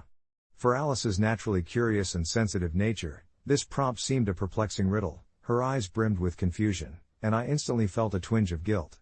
Yet I knew this was one of the only ways I could protect my children from the emotional instability that lurked beneath my mother's charming exterior. I imagined possible scenarios, Alice running to her honey for comfort, only to have those sweet moments twisted into half-hearted fits of affection that would leave her confused and wounded. That alone rearranged the pieces of my heart as I guided my daughter to navigate relationships with care. Yet, my gentle restrictions, which I viewed as necessary, did not sit well with my mother. She confronted me during one of our weekly calls, her usually warm voice growing strident as I could tell her feelings were hurt. "Why can't my grandchildren call me what they want?" she asked, her emotional undertones thickening the air between us. I felt compelled to defend my position, explaining that I wanted to maintain clear boundaries for their well-being, citing a few painful memories from my childhood that felt necessary to share. Instead of understanding, however, my revelations only fueled her resentment, breeding a kind of animosity that I had hoped to avoid. "You think you're protecting them," she snapped, "but all you're doing is pushing me away." Caught in that tsunami of emotions, the guilt over distancing my children from their grandmother and the insistence on maintaining their mental health, I found myself questioning whether I truly was the villain in this tale. Days passed, with tension hanging palpably in the air, until, one evening, my husband offered insight that struck a nerve. "You're just creating a cycle," he said softly, prompting a cascade of realizations. In my zeal to protect my children, I had inadvertently mirrored my mother's behaviors, shutting her out just as she once shut me out. As the weeks rolled into months, I let go of my rigid stance and, with a mixture of trepidation and hope, confronted my mother once more. We met in a local cafe, a place where we could relay the unspoken words over warm cups of coffee. I took a breath, recognizing the fragility of our interaction, and nervously explained, "I want to share this love with my children but fear for their emotional health." To my surprise, she opened up, acknowledging her past mistakes, and in that moment of vulnerability, I could see her as a flawed human being rather than the formidable figure I had cast her as for so long. We talked for 3 hours, our words weaving a new understanding among the crisscross threads of hurt and love. By the time we left that cafe, we made a gentle pact. My children could call her whatever felt right, but curiosity would remain the guide. If my mother's affection strayed into chaos, I would be there to help them navigate through the tumult, lifting them back onto their feet when the light dimmed. It was a delicate balance, but so long as we kept communication coherent, there was a glimmer of hope for a new chapter. Months later, my kids call her Grandma, Honey, and sometimes even Grandma Honey on whimsical days. It brings a smile to my face, a small triumph of compromise over conflict. Reflection has carved deeper insights into my soul, and if I've learned anything from this saga of boundaries, it's that relationships thrive where understanding flourishes, even from the pains of our past. As I gaze at my mother with a heart filled with tenderness rather than resentment, I remind myself that although nobody is perfect, the love we share can still bridge the gaping chasms left behind by misunderstandings. I've become the guardian of my children's choices, but in opening the door just a crack, I've also invited my mother into a more stable chapter of our lives, one where love doesn't have to be earned or lost, only shared.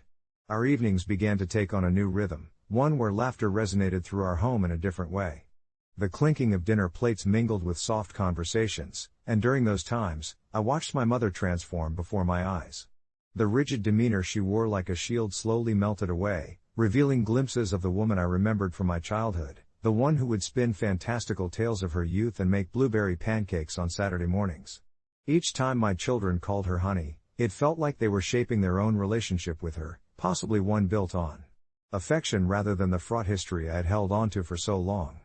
I began to understand that the term didn't erase the years of disappointment, rather, it was a step toward redefining connection, an invitation for both my mother and my kids to forge a bond that could empower them all. It wasn't easy. I still felt pangs of concern whenever my mother slipped into old habits, her sharp tongue ready to cut down any misstep with a quip that could sting. One evening, as my daughter, Lily, baked cookies with my mother, I caught a glimpse of their interaction from the kitchen doorway. My mother had an apron tied around her waist, flour dusting her cheek as she helped Lily roll out the dough. They giggled so genuinely that it made my heart swell, but almost immediately, a familiar icy apprehension chilled my joy. Had I truly invited someone who had disappointed me in the past into my children's sacred spaces? But as I sat watching, I realized that this was my mother trying to change, to fit into a narrative that no longer centered on her past failures but on the potential for love and acceptance. That realization sparked something in me, an acceptance that some relationships are worth bending rules for. Gradually, I found myself loosening the tight grip I had on my judgment, allowing myself to witness moments that reminded me of the shared humanity between us. One rainy Saturday, my mother and I sat on the porch while the kids splashed in puddles, the sound of their laughter muffled by the patter of raindrops on the roof. We exchanged small talk, and when I brought up her choices in the past, she surprised me with an unexpected openness. "I know I messed up," she said softly, her fingers tracing the rim of her coffee cup. "I didn't have the tools or the knowledge then. I want to learn, not just for myself, but for them. For you." I was taken aback. The recognition of her shortcomings was something I had longed to hear, yet it felt surreal to finally take a step together in something resembling vulnerability. There was no dramatic confession, just a genuine attempt to connect over our shared history. I felt a lightness in my chest, a whisper of hope that perhaps we could build something stronger together. A week later, while we picnicked in the park, Lily climbed into my mother's lap, looking up at her with awe. "Honey," she called sweetly, "can you tell us about the time you met the runaway dog?" My mother's eyes sparkled at the thought, and as she started to weave a story filled with charm and whimsy, I noticed the children were completely engaged, hanging on to each word and all the playful embellishments. For the first time in so long, I didn't feel the urge to guard the children from their grandmother. I realized I was letting go of the fear that had gripped my heart for years. I smiled, absorbing the moment, where laughter echoed through trees swaying gently in the summer breeze, and I began to see the foundation of a relationship being built. Right before my eyes. It was with a sense of cautious optimism that I concluded this journey.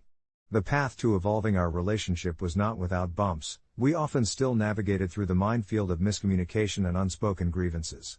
Nevertheless, I held on to the belief that building trust took time and that love could flourish amongst the fragile roots of our shared past. Days turned into weeks, and the more I witnessed my children's genuine affection for my mother, the deeper my resolve grew to encourage it. Sure, we faced setbacks along the way, old habits die hard, and sometimes my mother would slip back into sarcasm or dismissive remarks. But I could intervene, guiding her tone or redirecting the emphasis in our conversations without that ever-present burden of guilt. As the seasons shifted, so did our family dynamic. Thanksgiving rolled around, and as we gathered around the table, Lily took it upon herself to have everyone share what they were thankful for.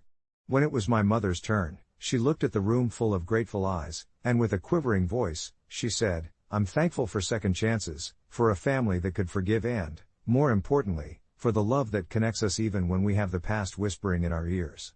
In that moment, my heart swelled, a quiet comfort settling in, as I recognized that perhaps the new chapter we were all seeking wasn't just about rebuilding what was lost but also about discovering new facets of each other.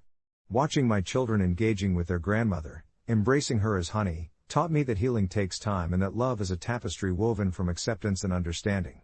I realized I'd become less the guardian of their choices and more a nurturer of their relationships, guiding them through the fragile landscapes of familial dynamics with newfound wisdom. And as I reflected on the journey we shared, smiling at the laughter resonating between the walls of our home, I felt a sense of peace. Healing and connections are not linear paths, they are messy, intricate, and absolutely worth every twist and turn. In the months following, we continued to foster this merging of families, keeping communication open and embracing one another's imperfections. Life hadn't magically transformed overnight, but we had discovered ways to create a rhythm that celebrated our unique individualities. I dared to believe that, while relationships are complex, they are also transformative. Each time I caught my children calling my mother honey, I would smile softly, knowing that they are building bridges that I had once thought irreparable. In doing so, we were not just healing old wounds but laying the groundwork for a beautifully intricate tapestry of love that could stretch across generations. As we moved further into this new chapter, I watched my children blossom in the forgiving warmth of their grandmother's embrace. It was a subtly beautiful transformation.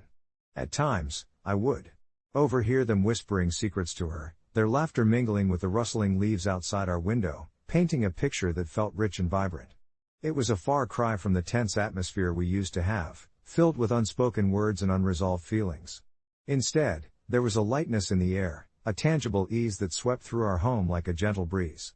My mother began to impress upon them the same stories that once wove the fabric of my own childhood, tales of adventure and mischief shared with my siblings that transformed even the simplest moments into cherished memories. I could see it in her eyes. Each mention of honey from my kids was a reminder that she could still be a good grandmother, that love could be expressed in many ways, and that forgiveness was not the absence of past hurts but the acceptance of them. It wasn't without its awkward moments, of course. There were times when I couldn't help but wince, memories of her difficult past rushing back like an unwelcome tide. But then I would remind myself that everyone is just a story waiting to be rewritten, and change, however small, deserves to be celebrated, even if it takes time to feel whole. One particularly serene afternoon, we gather in the living room, the sun pouring warmth through the windows, casting a golden hue on the walls. My children are sprawled on the floor, building a tower of blocks that seems to teeter precariously, while my mother sits nearby sipping her tea, her laughter ringing like the clinking of wind chimes. I glance at her, noticing how gently she guides their hands, offering suggestions instead of commands. "If we put this one here," she says with a smile, "it's going to topple less." I remember how, in my youth, her words often felt heavy, but now they dance lightly around the room, filled with affection. In that moment, I see the lessons unfolding, the ways in which they are teaching her patience just as much as she is teaching them about creativity and balance. It dawned on me that this new dynamic wasn't solely an opportunity for my children to connect with their grandmother but was healing me too, reshaping the broken pieces of our relationship into something sturdy and dependable. I allowed myself to breathe deeply, relishing the moment, when suddenly my daughter, engrossed in her building project, turned to my mother and casually said, "Hey, honey, can you help?" The word slipped out with the familiarity of an everyday phrase, and I could see the way my mother's eyes sparkled with joy, startled and delighted all at once. There was no hesitation in her smile, it was genuine and pure. "Of course, sweetheart," she replied, scooting closer to help. A warmth unfurled inside me, and for the first time, I didn't flinch on hearing that name float from their lips. Instead, I recognized it as a marker of progress, a gentle reminder that my mother was patching the wounds of her past, stitching herself into our lives, and that I was finally letting go of some of mine. As days turned into weeks, I found that the small things began to shift. Our collective laughter echoed more freely, the unturned corner of my maternal heart felt lighter, and those earlier fears that had once held me captive began to dissolve like mist under the sun. I watched my mother slip more easily into her role, her hesitations fading with each visit. The kids grew more confident in their affection, using names of endearment that bounced off the walls and wrapped around us like a favorite blanket. Each honey became a reverberation of love and an acceptance that we were all imperfect in our ways, doing our best to stitch together the tapestry we called family.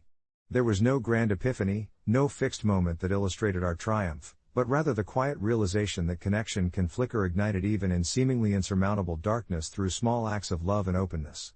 As well as the growing comfort of understanding our shared journey, it was in these moments, simple yet profound, that I learned we had become a constellation, each star a unique point of light, interconnected by a shared history and new aspirations.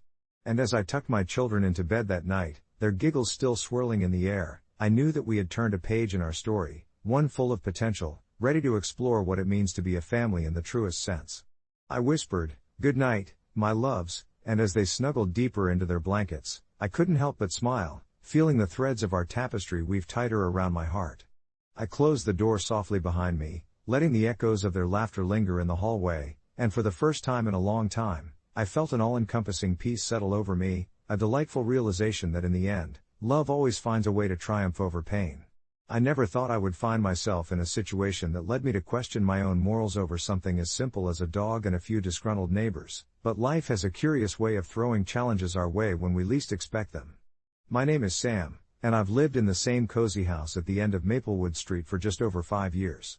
It had always been a peaceful neighborhood, one where the biggest concern was whether Miss Thompson's hydrangeas would bloom in time for her garden party, rather than petty squabbles or disputes.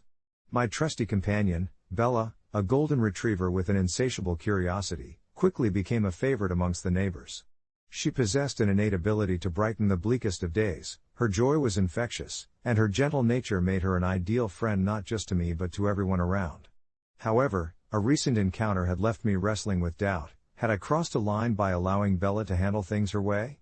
One evening, after a long day at work where the creaking of office chairs and flickering fluorescent lights had drained my energy, I decided to take Bella out for her usual evening run in the backyard. The sky had started to shift into softer shades of pink and orange, and the chirping of crickets began to fill the air, creating the perfect setting for a little relaxation. As I sat on the porch, watching Bella chase her tennis ball, I noticed our neighbors, the Johnsons, arguing animatedly across the street. They had been embroiled in a feud over their new fence, which was apparently too close to the property line. I had overheard snippets of it during my outdoor mornings but chose to remain uninvolved.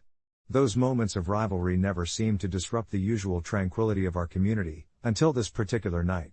Suddenly, Bella, intrigued by the commotion, stopped mid-chase, her ears perked up, and in a heartbeat, she dashed towards the Johnsons, barking excitedly as she approached.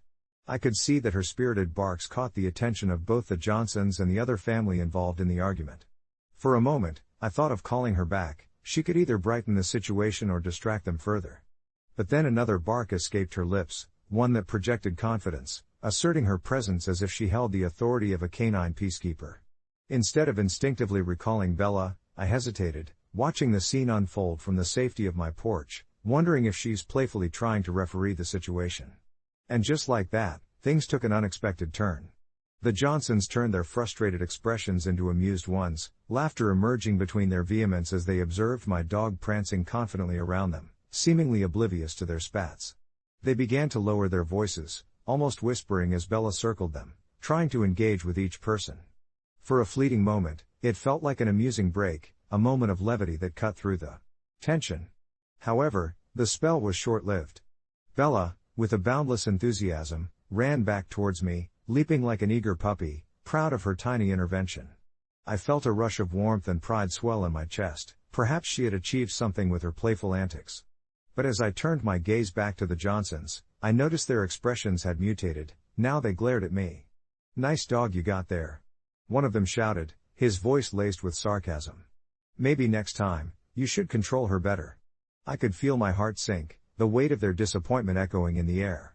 Suddenly, I felt the eyes of everyone in the neighborhood upon me, a million unspoken questions lingering in the cool evening breeze. Had I really done something worth faulting? Should I have acted differently? Inside, I started an internal debate, wondering if perhaps I was indeed the instigator of my neighborly woes. That evening, while Bella rested by my feet, I found myself scrolling through community chat groups, curiosity tugging at my conscience. Other residents had chimed in, seemingly discussing the need to reprimand Bella, a dog not only meant to protect but also to be a disruptor of harmony. I felt trapped in a moral maze, conflicting thoughts swirling in my mind. Days passed with a heavy silence between me and the Johnsons. I apologized in hushed tones whenever I encountered them, but their retorts were chilly and distant. I can't describe the unease I felt each time Bella barked, looking up at me with her bright eyes, as if asking me to send her after the neighbors once more. Eventually, my anxiety morphed into anger, not towards the Johnsons but at myself. I had wanted to keep the peace, yet now I was left feeling like a villain in my own home, called by a series of decisions made out of impulse rather than malice. I couldn't shake off the question that lingered inside my mind: am I the asshole for not recalling my dog when she chased my neighbors off my property? In the days that followed, I grew more reflective. I realized how easy it was to get caught up in the perceptions of others, leading me to slowly let go of my guilt.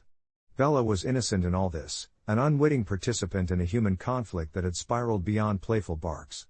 It dawned on me that I wasn't just protecting her by allowing her to chase off the Johnsons, I was allowing her to be herself, vibrant and carefree. As the summer skies grew darker, I made a decision: I would invite the Johnsons over for a barbecue, an opportunity to mend the rift that had caused an unwelcoming chill in our neighborhood. Stepping outside, I felt a wave of anxiety wash over me, but I steadied my breath and carried on.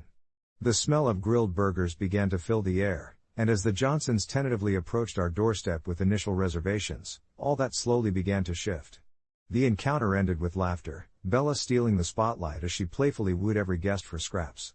Finally, as the sun set, painting the sky with hues of lavender and indigo, we gathered around the fire pit, quietly acknowledging that conflict is part of living in close proximity. Reflecting on that night under the stars, I found a sense of peace, an understanding that while we may err in our judgment, it's how we come together afterward that truly matters. My heart swelled with relief as I realized that I hadn't harmed my neighbors. Instead, I had enabled a chance for connections to deepen. And as for Bella? She's still a free spirit, and I wouldn't want her any other way. Update: a week after the barbecue, I received a message from the Johnsons over the neighborhood chat group, thanking me for an enjoyable evening. They recognized their own part in the initial escalation and shared stories of their own pets that offered a glimpse into their world. It turns out, all it took was a little ceremony of shared laughter and the promise of goodwill to wipe the slate clean and embark on a more harmonious chapter for Maplewood Street. My heart swells with hope and understanding that sometimes, all it takes is a playful dog to remind us of the bonds that can uplift our community. As I sat on my porch that evening, the sun dipping low beyond the horizon and casting golden hues over Maplewood Street, I reflected on how transformative the past few days had been. Bella, my spirited golden retriever, lay by my feet, her gentle breathing a soothing rhythm against the chirping of crickets that began to fill the air. Each time I glanced down at her soft, golden fur, I felt a swell of gratitude, not just for her loyal companionship, but for the unexpected bridge she had built between my neighbors and me. The Johnsons, with their youthful laughter and easygoing nature, had become a source of warmth in my life that I hadn't anticipated. When I first moved to this suburb, I was hopeful yet slightly reticent about engaging with my neighbors.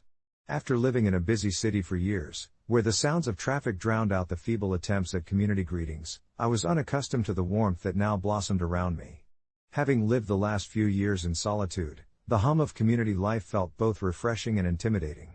At the beginning of my stay in Maplewood, I remained an observer, smiling at neighbors from a distance, offering polite waves but never venturing further. But Bella's exuberance had a knack for cutting through my apprehension. She would trot up to anyone with uncontainable excitement, her tail wagging furiously, urging me to engage. It was through her antics that I began to learn the names of the folks who lived nearby and shared snippets of their lives. That fateful day when Bella decided to chase off those obnoxious trespassers had initially left me feeling anxious, fearing the potential backlash and the strain on our freshly budding relationships. Yet, the message from the Johnsons had shifted everything. The evening had unfolded so beautifully, a mosaic of laughter and stories unveiling our shared experiences. The gentle banter about our pets broke down walls that I had previously thought were impenetrable. It marked the day my neighbors invited me into their circle, emphasizing that we were all human, susceptible to misunderstandings and hesitant connections. As twilight settled in, I thought about how far I had come, and in a subtle way, it dawned on me that life in Maplewood had started to feel like home. With each shared moment over the preceding weekend, the lines between neighbors faded, replaced by the understanding that we were all just trying to navigate this chaotic, beautiful tapestry called life. I smiled to myself, recalling how Bella had innocently prompted our little gathering, a series of unforeseen events all triggered by her instinct to protect, a fierce loyalty accompanied by boundless joy, the very essence of what made dogs so remarkable. Curiously, as the last light of day melted away, I found myself drafting a message in my mind to post later in the neighborhood chat. Something simple yet heartfelt. Perhaps I would propose a summer barbecue, nothing fancy, just some burgers and laughter, a casual gathering where we could continue to weave our lives together. My fingers itched to get the words down, eager to strike while the iron was hot and maintain the warmth that had ignited between us. Yes, I thought, this includes all of the neighbors, everyone from the retirees down the street to the young families who had recently moved in. They all deserved a chance to feel that sense of camaraderie that had begun to envelop Maplewood Street, all sparked by a dog's undeniable spirit. As I rose to prepare a late dinner, I couldn't shake the feeling that a new chapter was unfolding for our little corner of the world. The lesson I had gleaned over the last few days was profound. It's extraordinary how a bit of laughter, understanding, and goodwill could shape lives and communities peacefully. I knew within me that this was only the beginning, a gentle nudge towards deeper connections and lasting friendships, all thanks to the loud bark of my beloved dog who believed that every heart could be won over with a wagging tail and a little unfiltered enthusiasm. And as I stepped inside, Bella stood up in a stretch, nuzzling against my leg as if to say, "Let's get to work on building that community, Mom." The ceaseless love we give and receive simply overlaps so effortlessly. In that moment, I felt ready for whatever adventures lay ahead, knowing Bella and I would tackle them together. With Bella's warm presence grounding me, I felt an undeniable shift in the air, one that flowed through the walls of our home and into the very fabric of Maplewood Street. It was invigorating to think that we could play a role in transforming our neighborhood, where once there was tension, there could now be laughter, forgiveness, and camaraderie. The following days were a whirlwind of activity. I pondered how to harness this newfound energy. With the holiday season approaching, a neighborhood block party began to form in my mind, a chance to weave everyone together, even more so than that initial gathering at my house. I quickly created a shared document and dropped it into the neighborhood chat.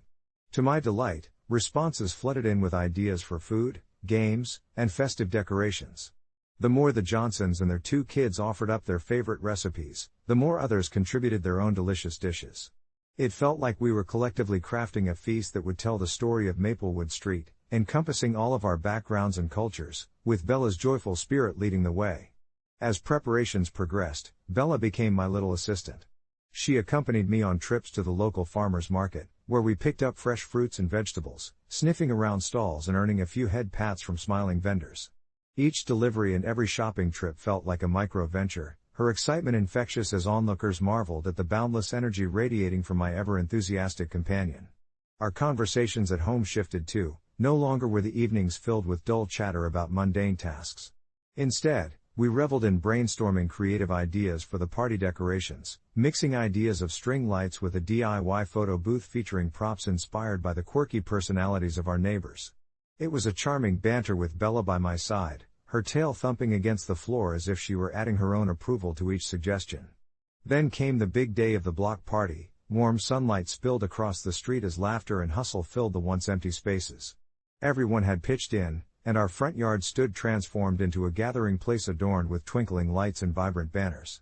Bella darted through the clusters of people, eager to greet everyone, her playful spirit breaking the ice as children giggled and adults shared stories over plates filled with food. It felt as if we had unearthed hidden gems in our neighbors. The taciturn Mr. Harris revealed himself to be a fantastic storyteller, regaling us with tales of his youth, while Mrs. Jenkins brought out an incredible chocolate cake that seemed to disappear within minutes. Throughout that magical afternoon, I found myself reflecting on how just a month ago, stress and uncertainty hung over our neighborhood like a dark cloud, and now, the air was thick with camaraderie and connection. Bella would chase after the kids, barking delightedly as they tossed a frisbee, her playful barks mixing harmoniously with their laughter. Occasionally, one of the little ones would tumble into one of the neighboring groups, and the adults would rush to comfort them, smiles on their faces still. I realized Bella was weaving her charm, encouraging openness, kindness, and unguarded laughter among us all. As dusk approached, an impromptu circle formed around a fire pit, illuminated by the soft glow of lanterns hanging from above. The warmth of the flames complemented the connectedness that blossomed around me, forging bonds between families and thoughts of future gatherings already swirling in the air. By the time the last glow of the sun dipped behind the horizon, I caught sight of Bella nestled comfortably in my lap as we wrapped up the evening, her breath deep in content. A gentle peace enveloped me. It dawned on me that community is born from simple gestures. It is about being present for each other and willingly sharing our lives. Who would have thought that one chaotic chase, followed by a knock on all our hearts, would lead us here? With every heartfelt joke exchanged and every food sample shared, I felt the barriers that had once distanced us crumble away to reveal a welcoming embrace of unity. Perhaps Bella was right all along. With a wagging tail and a heart open to connection, even the most fragmented of communities can truly come together. As I tucked Bella in for the night and settled onto the couch, I opened my phone only to find another message from the neighborhood group, this one a suggestion for a weekly potluck. Reading their words made my heart swell again. With the promise of next week already on the horizon, I realized Bella had sparked not just a party, but a movement, a shift in the hearts of those around us. As I drifted off to sleep, wrapped in the warmth of that community spirit, I felt an unwavering optimism for the future take root within me, certain that together with Bella, we would navigate whatever adventures awaited us. I spent most of my childhood in a bubble of solitude, and as I look back now, those years feel like a different world altogether. Growing up an only child in a quiet suburban neighborhood meant that my days often floated by with just me, my thoughts, and a few loyal companions in the form of imaginary friends. It wasn't until I was in high school that I really began to notice how different I was from the other kids. While they raved about sibling rivalries and shared birthday parties, I mostly had memories of building elaborate blanket forts alone or losing myself in vast, fantastical stories spun from my overactive imagination. It felt almost like a badge of honor, until it didn't. When I met Sarah, my first real friend, in the spring of junior year, things shifted. She was boisterous and full of life, the kind of person who could spark laughter in the dullest of moments. One crisp afternoon, as we were lounging on the grass after school, she turned to me with an amused look and asked, "So, what's it like being an only child?" My cheeks flushed. I had never really thought about it before, never really questioned how it might look to others. I shrugged and joked, "I'm basically a lone wolf, thriving in my solitude, hoping my nonchalance covered my discomfort." But as our friendship deepened, I realized this perception became a topic of curious discussion. To Sarah and our circle of friends, I was the odd one out, and eventually, they began to label all my little quirks, my need for silence, my aversion to crowded places, my compulsive organizing. They teased me gently, asking if I ever felt like I was missing out on something vital by growing up without siblings, weaving a narrative that sent little ripples of discomfort through my chest. I started to examine my world more critically. Anxiety tugged at the corners of my mind like a persistent shadow. Was I really missing out? Had my quiet upbringing somehow stunted my capacity for connection? Those thoughts spiraled in me, building a tension I couldn't shake. In a moment of vulnerability, I admitted my fears about not fitting in to Sarah one day during lunch. I braced for reassurance, but all she gave me was a confused look. "It's not that serious," she said lightly, picking at her salad. "Being an only child just means you didn't have to learn how to share." It was said in jest, but the laughter that followed hung uncomfortably in the air, like the awkward silence that often enveloped me at family gatherings. The words replayed in my mind, a constant reminder of the perceived limitations my upbringing carried.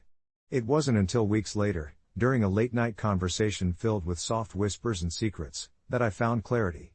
As the stars twinkled outside Sarah's window, we spoke about dreams, fears, and the silent battles we all faced. It was then that I realized being an only child didn't frame me in a box, it simply added to the collage of who I was becoming. I had learned independence in a way that others hadn't. I had cultivated a rich inner life that allowed me to empathize deeply, to share pieces of myself that were raw and real. By the time summer rolled around, I began to embrace my differences. I no longer felt stifled by the perception of what an only child meant. Instead, I wore it as a unique element of my identity. The teasing from friends became affectionate ribbing rather than painful reminders, and I found joy in explaining my quirks to new people I met. It was silly, almost freeing, to clarify things like my peculiar love for quiet coffee shops or my habit of organizing my bookshelves by color, little nuances that made me, me. In some ways, I imagine that everyone had their own singularities, and mine were simply born from a different start. Maybe they reinforced my strengths instead of my weaknesses. I think back on that time fondly, remembering how it shaped my adult relationships. Connecting with others became a deliberate act, a choice to share my thoughts and feelings instead of hiding behind them. I discovered that vulnerability was not a sign of weakness but an invitation to deeper connections. The laughter shifted, it turned from gentle teasing to understanding camaraderie, and instead of seeing me as the solitary figure, my friends began to see the depth of my inner world. And now, as I share this story, I recognize that each uniqueness tells a larger narrative, the stories we all carry through life, boundlessly weaving with those around us. Even now, I sometimes yearn for that comforting solitude of my childhood, the solace of quiet reflection, but it was ultimately the connections I forged that opened the door to understanding myself better. It turns out, growing up alone in a crowded world taught me how to truly relate to others, to appreciate the vibrant tapestry of human experience that connects us all, and I've learned that it's not always about sharing a childhood, sometimes, it's about sharing a journey. And as for Sarah? Well, she's still my best friend, and we often reminisce about those carefree days, realizing how those silly conversations about sibling relationships sparked something profound in both of us. Update: a few months later, I saw a post on social media by Sarah asking, "What's something you learned about yourself that surprised you?" I responded, "Being an only child taught me more about connection than I ever realized." It received many comments, and people shared their own stories, forming a rich conversation. I couldn't help but smile at how the thread weaves together our different experiences into one collective narrative. Scrolling through the comments on that post, I felt a warmth swell in my chest, realizing how deeply our experiences intertwined. Each reply was a unique thread in the tapestry of human connection, beautifully illustrating how our diverse backgrounds shaped us in myriad ways. It was there, beneath the haze of glowing screens, that I caught a glimpse of a broader truth. My life had been influenced by an apparent isolation, growing up without siblings, which now seemed to blossom into an empathetic understanding of others seeking connection.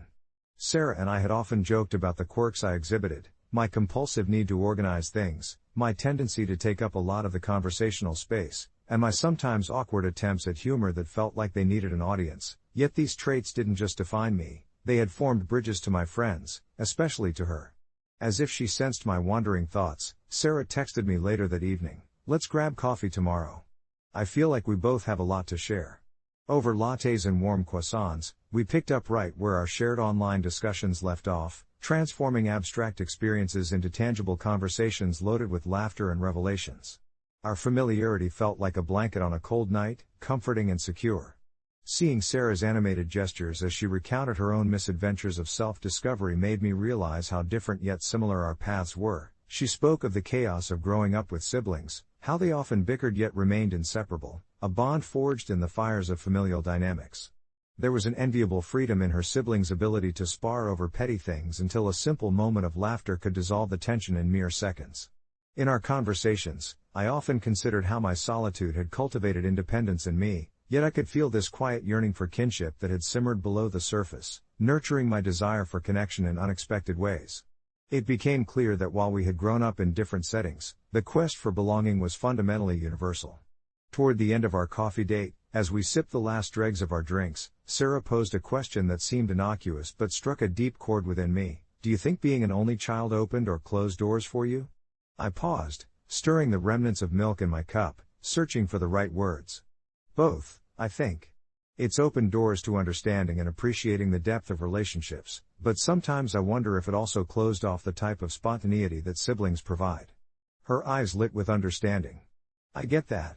It's like we took two different paths through the same woods. Driving home, the afternoon sun dipped low, casting a golden glow through the trees, swirling leaves dancing in the air. I felt an overwhelming sense of gratitude. My heart swelled, no longer tethered by the solitude of my upbringing but buoyed by the connections I had forged in adulthood, the friends who accepted me for all my quirks.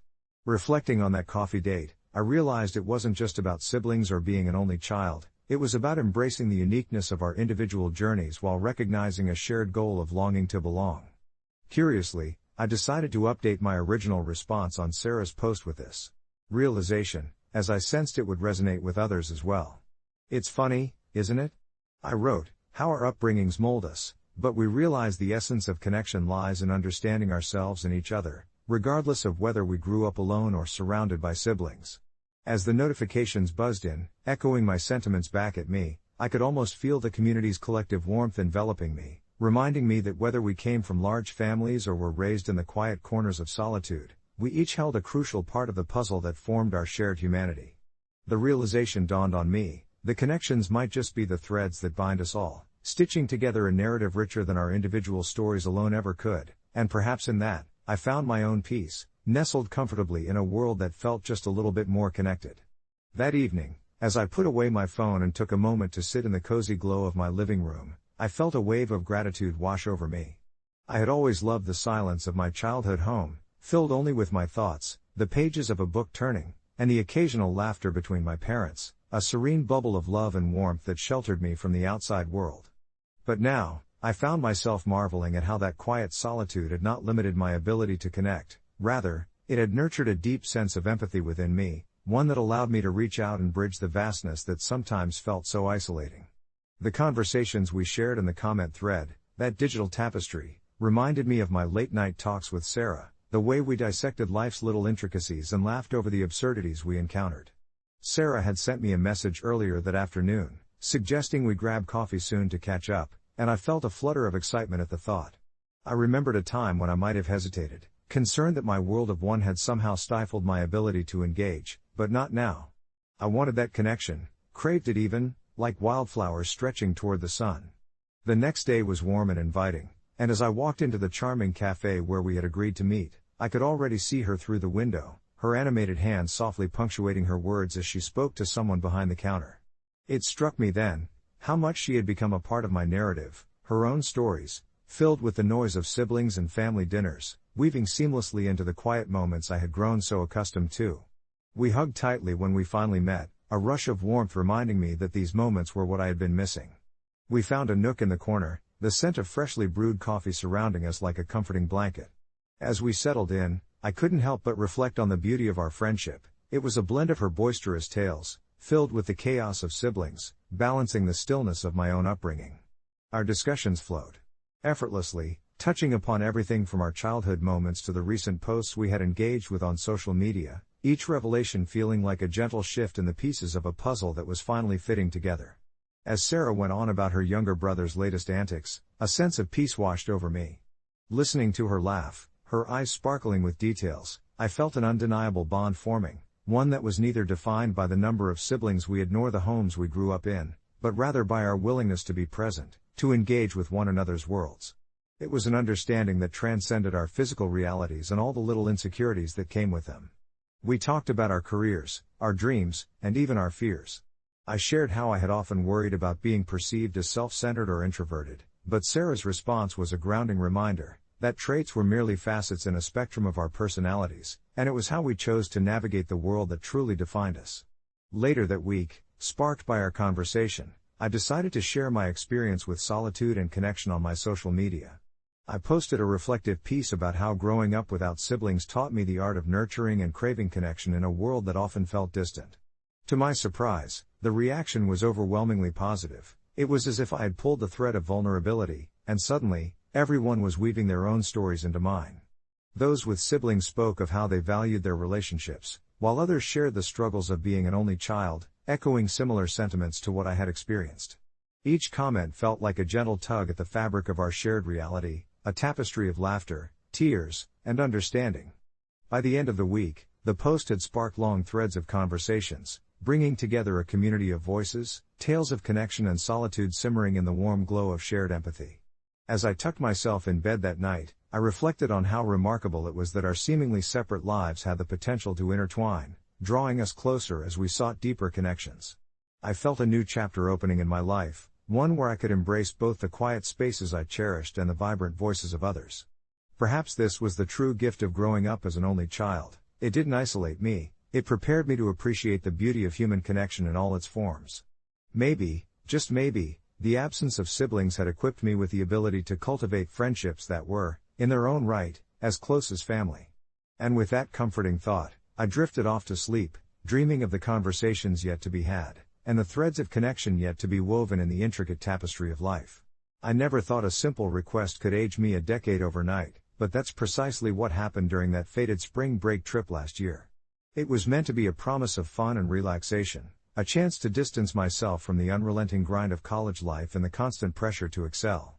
I was just 21, teetering on the precarious edge of adulthood, enjoying the carefree days of dorm life with my closest friend, Alan.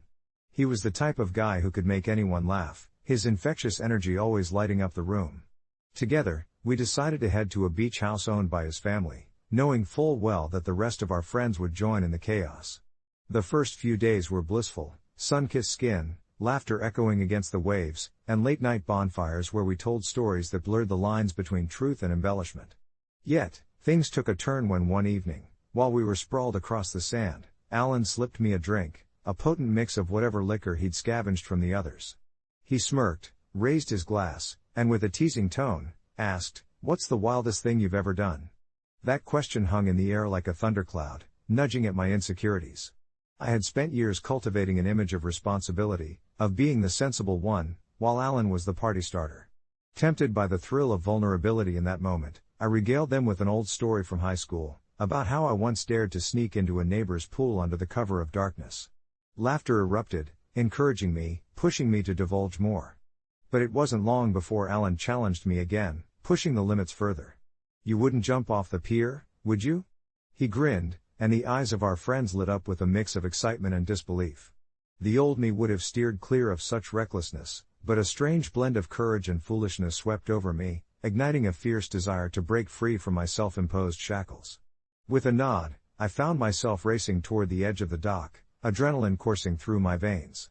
I could hear my friends cheering behind me, urging me on, and before I knew it, I leapt into the crystalline depths below. The rush was exhilarating, a heady concoction of laughter, shouts, and splashes, momentarily washing away my worries. But as I resurfaced, gasping for air, joy transformed into horror as I glanced back toward the pier. Seconds later, I watched as Alan's expression changed from delight to shock. Out of the corner of my eye, I noticed someone struggling against the cold waves. In an instant, I transformed from the reckless adventurer into a lifeguard, instinct guiding my actions as I propelled through the water to reach them. I could hear the panic in their shouts, muffled by the roar of the sea, but I reached the girl just in time. Her eyes were wide with fear as I wrapped my arm around her, kicking hard against the tide, but despite my efforts, we both struggled in the frigid waters. Eventually, I managed to pull her back up to the wooden dock, panting and shivering, but all I could think about was the tide of realizations crashing over me. I had not been the brave hero, I was just a scared kid from that moment on, preferring to cling to safety even more viciously than before. The girl, it turned out, was fine, just shaken. Her grateful smile was the sole light in the rising storm of my thoughts. But that night, my recklessness morphed into something darker, deeper, as I reflected on the fine line that separates youthful adventure from genuine danger. In the days that followed, the initial thrill of spring break was replaced with a creeping sense of responsibility that shadowed me relentlessly. I found myself analyzing every risk, every decision, questioning who I was beyond the facade of carefree college life. I used to see life as a series of leaps into excitement, but now, I felt the weight of consequences heavily upon my shoulders. My peers resumed their laughter and beach games like nothing happened, but I couldn't shake off the feeling that I'd lost a piece of myself that day. As the sun began to set on our final night at the beach, everyone gathered for one last bonfire as the flames flickered like my restless thoughts. I sat quietly, observing my friends' jubilant revelry from the periphery, acutely aware of the stark contrast between their joy and my rising anxiety. I couldn't help but think I had aged more than just a few years in that moment, a concept that kept reverberating through my mind like a haunting echo. I felt the invisible scars deepen, accepting that growing up meant grappling with heavier choices and bearing the weight of the world with every decision I made from then on. But that's when Alan nudged me, pulling me to join in the spontaneous late-night dance party that had broken out, lifting the weight of the world just barely off my shoulders. In that shared moment, as music flowed through the air, I began to realize that this perverse cycle of responsibility and recklessness could coexist. Yet, the laughter felt different, more bittersweet than before, tinged with the reminder of what could have been. Months later, I still ponder how that trip aged me in ways I hadn't anticipated but subtly come to accept that it was all part of my evolving story. I learned to embrace the lessons learned through moments of fear and joy alike, balancing life's risks with the warm glow of memories shared with friends. And while I may have accelerated into adulthood that spring, I also forged deeper connections, finally realizing that each moment, laden with meaning, is the true essence of growing up, one beautiful, terrifying leap at a time. And now, as I sit in my dimly lit room, reflecting on that chaotic trip, I know I'm not the same person I was before that pier. You always carry a piece of it with you, don't you? The wildness of youth combined with the wisdom gained from necessity, teaching you to dance through life's invitations and the whispers of its dangers all the same. Update: just this past weekend, I found myself at a gathering, one of many new adventures that have formed since that exhilarating flash of recklessness. Alan was there, of course, making jokes and riling everyone up, and amid the merriment, he pulled me aside to reminisce. Remember that pier jump? You were the hero of the hour, he laughed lightly. I chuckled but replied, yeah, but it aged me too, you know? He looked thoughtful for a moment before grinning, maybe a year or two, but you've grown. You're stronger, he said, clasping my shoulder. And I realized then that he was right. Sometimes, the moments that seem to age us the quickest can be the very ones that define us for years to come. As we returned to the lively kitchen filled with the aroma of homemade pasta and the sound of laughter, I couldn't shake off that moment with Alan. It was strange how a simple conversation could unravel a deeper thread in the fabric of my life. I felt an echo of nostalgia buried beneath layers of worry and responsibility. I watched as my friends swirled around in their carefree dance of adulthood, the kind we often take for granted until time itself shows its teeth. The years were marching on, yet here we were, caught in a time bubble, the weight of our shared memories lightening the burdens of our separate lives. With every toast and cheer, my mind flickered back to my own personal strife, balancing the chaos of work and family, dreams deferred, and aspirations left half-spoken. What had once felt like vibrant ambitions now felt like aging echoes of my former self. I found solace in the comforting warmth of companionship, but there was a tinge of melancholy that hung around like an uninvited guest. As the night deepened, Alan gathered us for a game that was meant for bonding but, as I soon discovered, it unraveled deeper fissures. He proposed a round of truth or dare, a harmless nostalgia trip that began with giggles and light teasing. But as it circled around, the dares shifted from fun challenges to deeper revelations, pulling secrets and insecurities from the shadows. I found myself holding my breath waiting for the inevitable moment when someone would push too far, and my stomach knotted at the thought of what might be unearthed. When it came my turn, I chose truth, and Alan, with that mischievous twinkle in his eye, asked, "What's something you've done that you wish you could take back?" I could feel the pulse of the room stutter in anticipation, my heart thundering against my ribcage. What came to mind wasn't one single action but an amalgamation of tiny moments, the sting of envy when a friend succeeded, The harsh words hurled during an argument with my partner, the silent nights that slipped by under the weight of unspoken feelings. Instead of sharing those, I found myself morphed by instinct into a version of me that swaddled vulnerability and masked it with humor. I'd take back that day I thought it would be funny to throw a cherry bomb in the school bathroom. I chuckled, the laughter hollow in my throat, and for a moment, shared laughter filled the gap where discomfort dwelled. But that laughter soon faded as the dares grew more daring, revealing true fears and regrets. It became clear that we all bore the marks of our experiences, some more than others.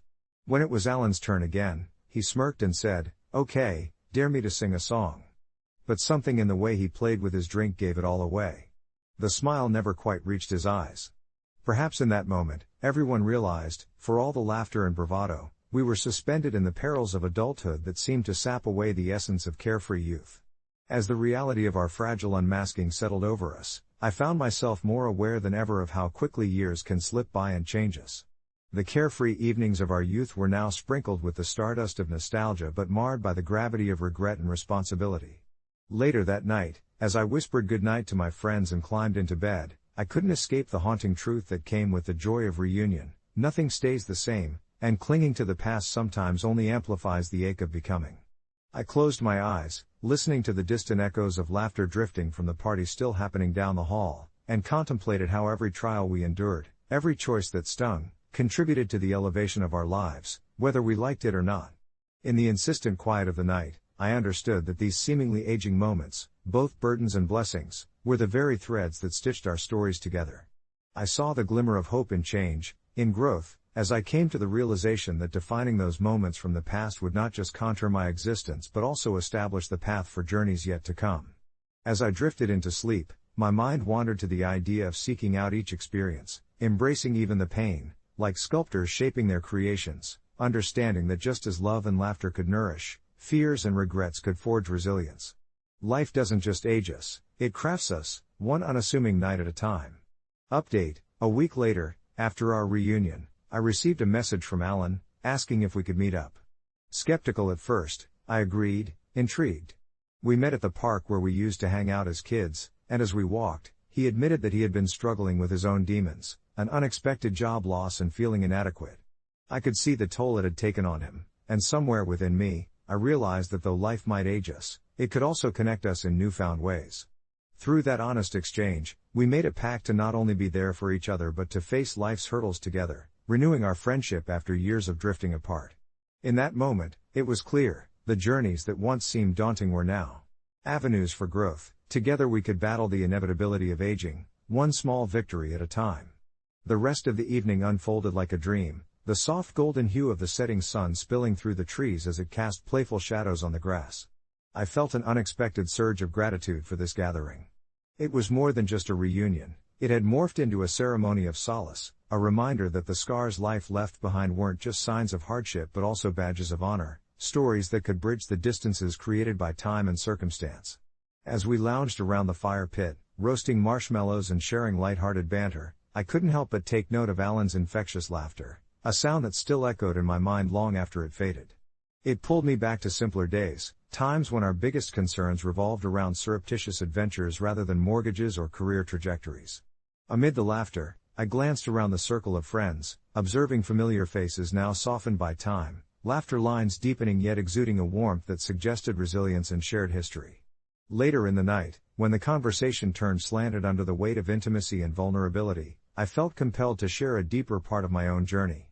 I spoke of my struggles with anxiety that had unraveled quietly beneath the surface like a steadily rising tide.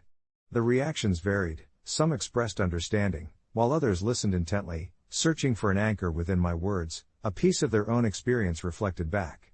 In that space, my age felt like a cloak that had momentarily slipped away, revealing the essence of who we've all become, an understanding that time might play tricks on our bodies, but it also created richness within our souls. When the gathering finally dispersed under a pale moon, I felt that renewal swell within me, a hope that my friendship with Alan and the others would not wane again. In the days that followed, our pact became an organic ritual, as natural as breathing. We met every week, sharing meals, laughter, and the weight of our experiences. Together, we navigated our anxieties, our losses, and the nagging fears that haunted us. Slowly, I began to witness the remarkable transformation in us all. Alan found clarity in his career path, and his laughter returned, more uninhibited. I noticed that sharing our struggles didn't age us prematurely but rather added depth to our friendship, enriching our interactions in ways we hadn't fathomed before. Weeks rolled into months, and as seasons shifted, I felt a strange kinship with the years that had passed. Each joyous gathering turned into a celebration of what it meant to grow, not just older but, more importantly, evolved as individuals tethered through shared understanding. It was an unexpected journey, where the very things that threatened to age us, our fears, losses, regrets, actually forged unbreakable bonds.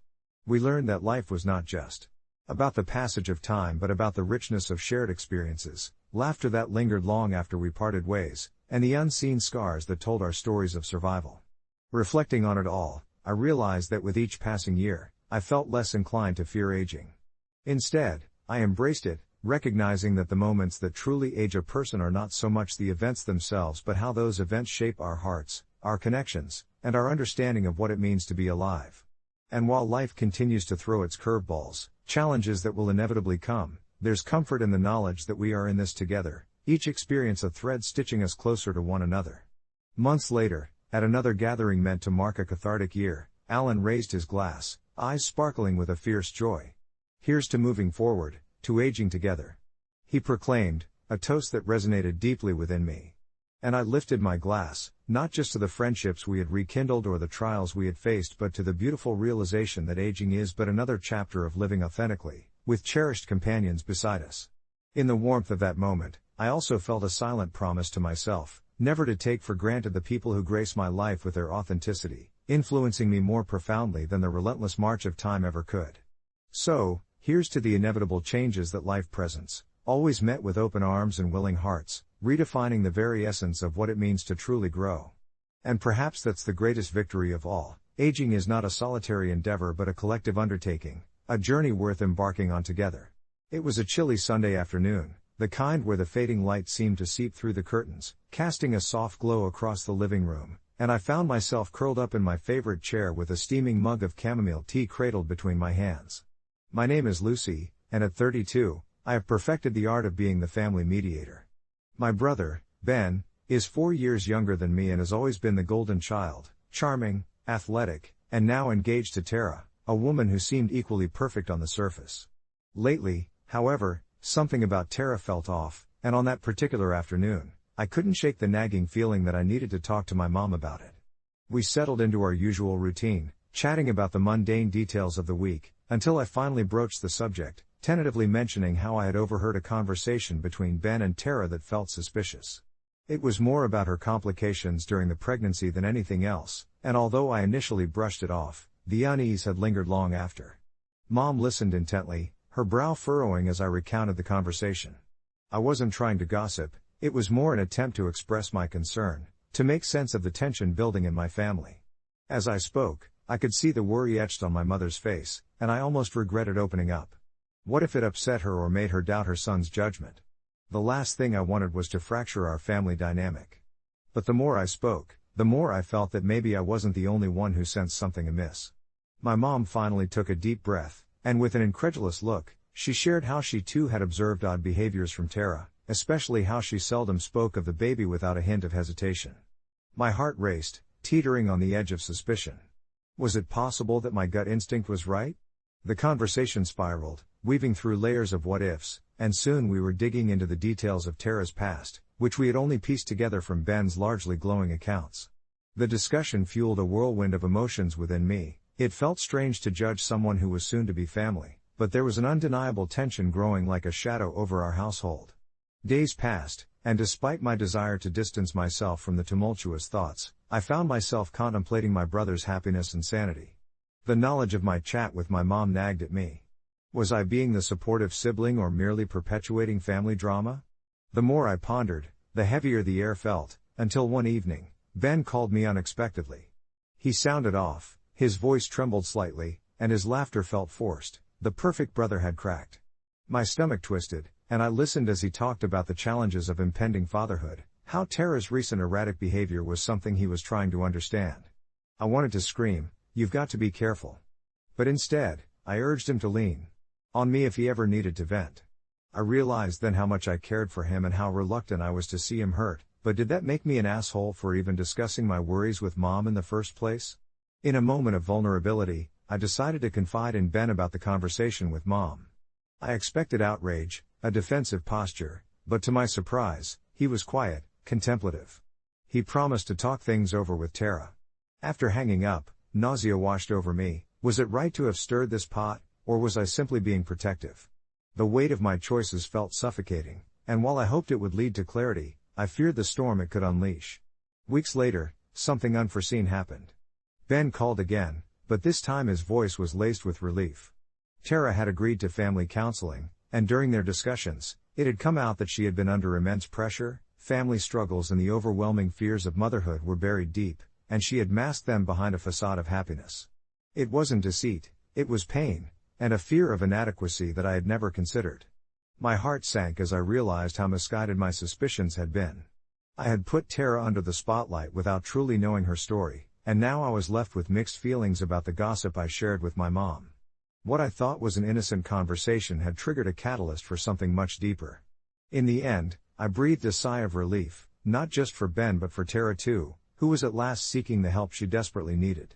I turned to my mom, who had been waiting anxiously to hear the news, and laughed softly at how quickly things had spiraled out of control. I realized I wasn't an asshole, I was simply human, trying to navigate the chaos of family life. Family dynamics certainly are complicated, filled with emotions that intertwine like vines.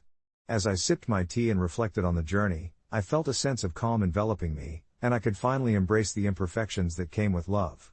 Maybe it was all just part of the messiness, and I wouldn't shy away from it again.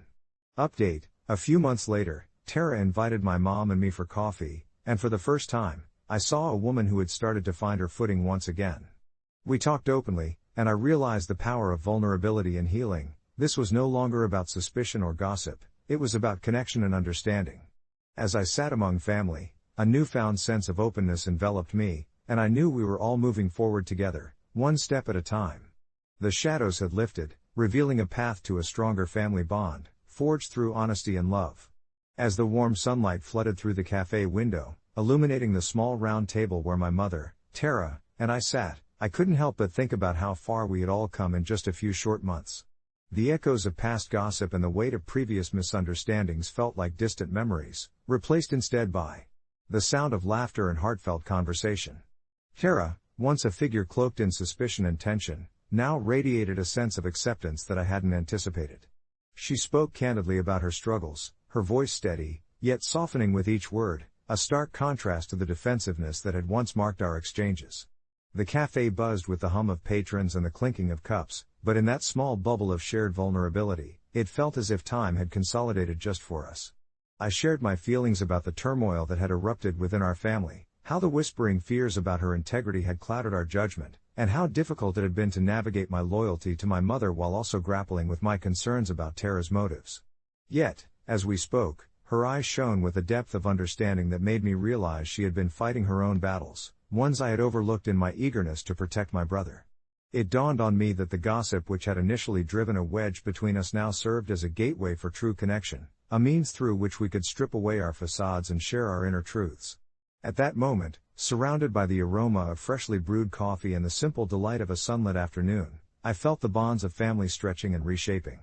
We laughed gently as we reminisced about lighter memories, free from the weight of suspicion, and I could feel an invisible thread weaving us tighter together. My mom, watching this exchange with a quiet smile, seemed relieved to witness the evolution of our dynamic, as if years of tension were finally easing from her shoulders. It was a strange familiarity, one I hadn't realized I missed so deeply, where we could just be ourselves without hidden agendas or whispered worries. As our cups clinked in a toast to new beginnings, I felt a deep-seated hope rise within me. We were healing, yes, but it was more than that. We were rebuilding, a family not just forged from blood, but from shared experiences and a commitment to understanding one another in our most vulnerable states. We talked about future family gatherings and the kids we hoped to have, and for the first time, I envisioned Tara as an aunt, someone my children could look up to. It felt liberating to finally embrace the idea that the bond we were forming could stand resilient, even against the tides of uncertainty we had all faced. The cafe buzz faded into the background as I silently vowed to always prioritize honesty and openness in our conversations moving forward. Little did I know that this meeting was only the beginning of our transformation. As we stood to leave, our spirits lifted, I caught Tara's eye, a shared understanding passing between us that hinted at the shared journey ahead, a commitment to support each other, to embrace our differences, and to keep the channels of communication wide open. Life, with all its complexities, was stretching out before us like an uncharted path, and for the first time, I felt eager rather than apprehensive about the road ahead. What started as mere speculation had blossomed into a deeper narrative of family and resilience, reminding us all of the possibility that lies within trust and vulnerability. With that beautiful thought, I stepped out into the sunlit streets, my heart lighter than it had been in years, feeling as if I had not only gained a second sister-in-law but also a true friend.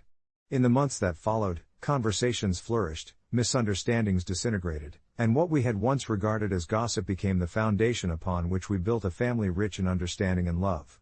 It was in those quiet moments of sharing our lives, our fears, and our dreams that I realized this journey was worth every misstep, every whisper, and every moment I had doubted. Tara had secured her place in our family, and together we forged a connection that was resilient and transformative, one step at a time.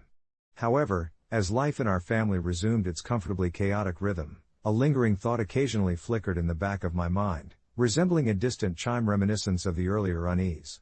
I had learned so much from the experience of sharing my doubts and fears with both my mother and Tara, yet the fact that the whispers had once permeated our lives felt like a dark echo, reverberating in corners I couldn't quite reach. Sure, we had emerged from the shadows, but I sensed that the path to unshakable trust in our relationships was still a winding one filled with cobbled stones left over from prior storms. One dusky evening, as I sat curled in my favorite armchair with a mug of chamomile tea in hand, I felt a pang of anxiety pierce through the warm comfort of our newfound familial harmony. I began to wonder, what if Tara's past could come surging back into the spotlight? What if, in our quest for connection, we had overlooked the footprints of doubt that still lingered on the edges of our joy? Those thoughts found their way into our gatherings, muted but present.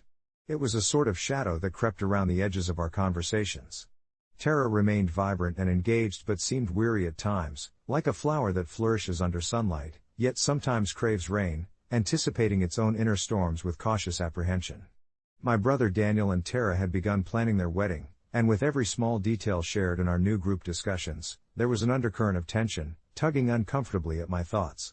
Was this a facade? Were they both displaying happiness while secretly struggling?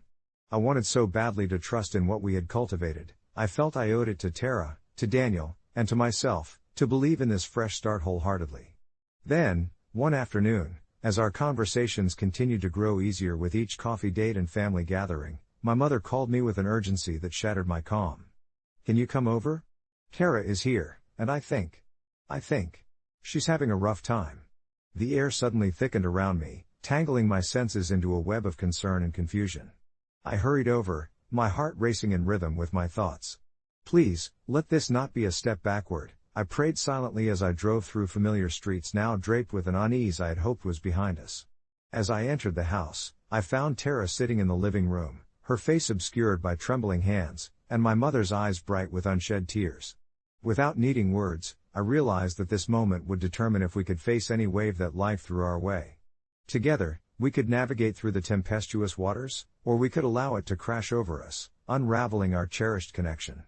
I settled beside Tara, taking a breath that felt like it carried the weight of my deepest fears. "It's okay to feel overwhelmed," I said gently, breaking the suffocating silence. In that moment, I prayed she would see my sincerity reflected in the depths of her own eyes. Slowly, Tara's shuddering breath steadied, and after the longest pause, she began to speak.